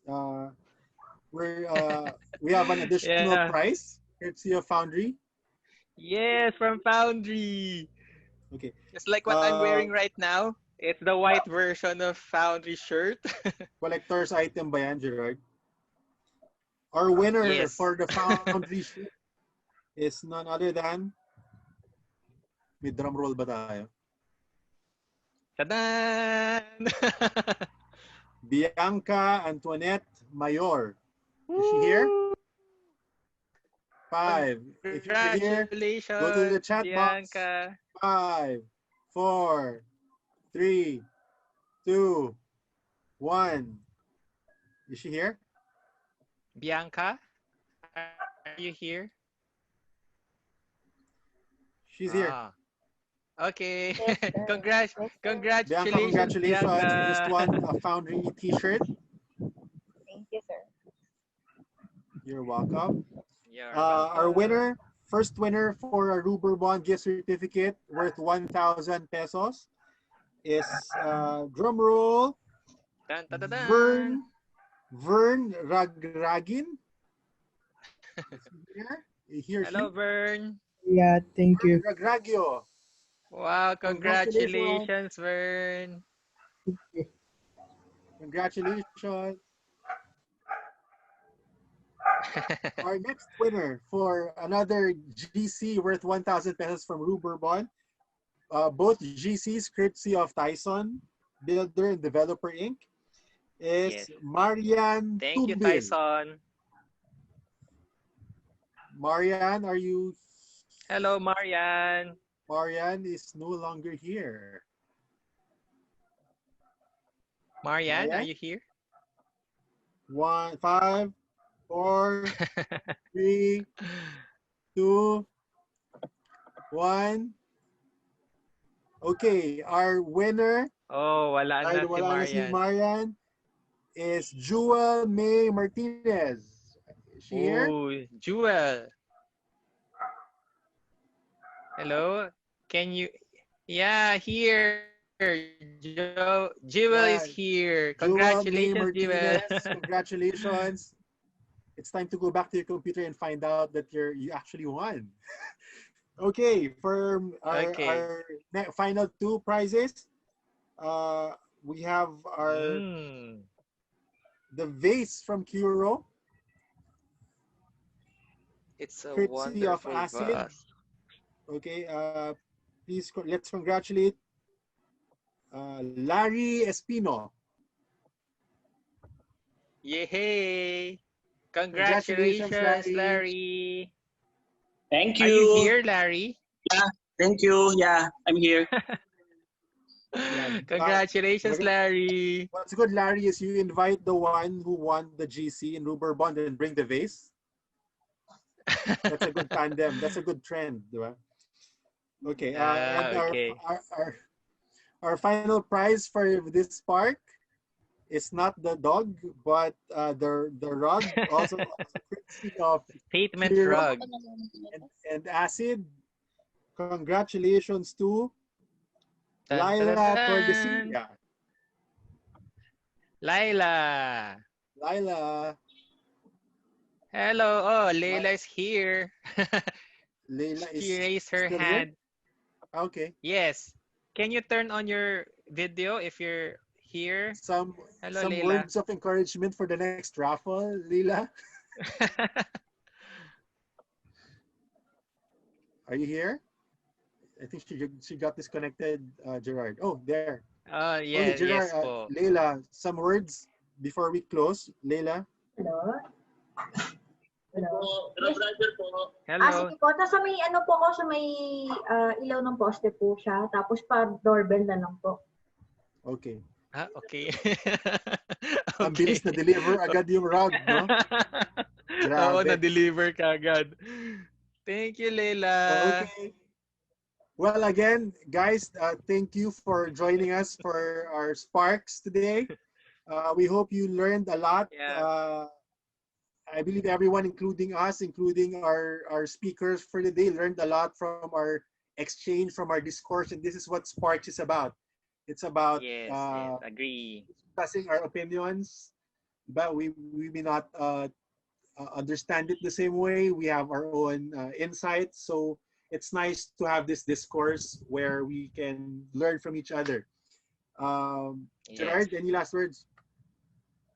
Yeah, I'm very grateful for everyone who spent their holidays with us this afternoon, and always stay safe and healthy. That's it. Yeah, So we hope to see you again in our Foundree SPArX. Please check our website and our social media for updates, and also please share to your colleagues, to your architects friends about our programs here in Foundree regarding the preparations for the ALE or the licensure examinations. So thank you so much. Thank you so much, guys.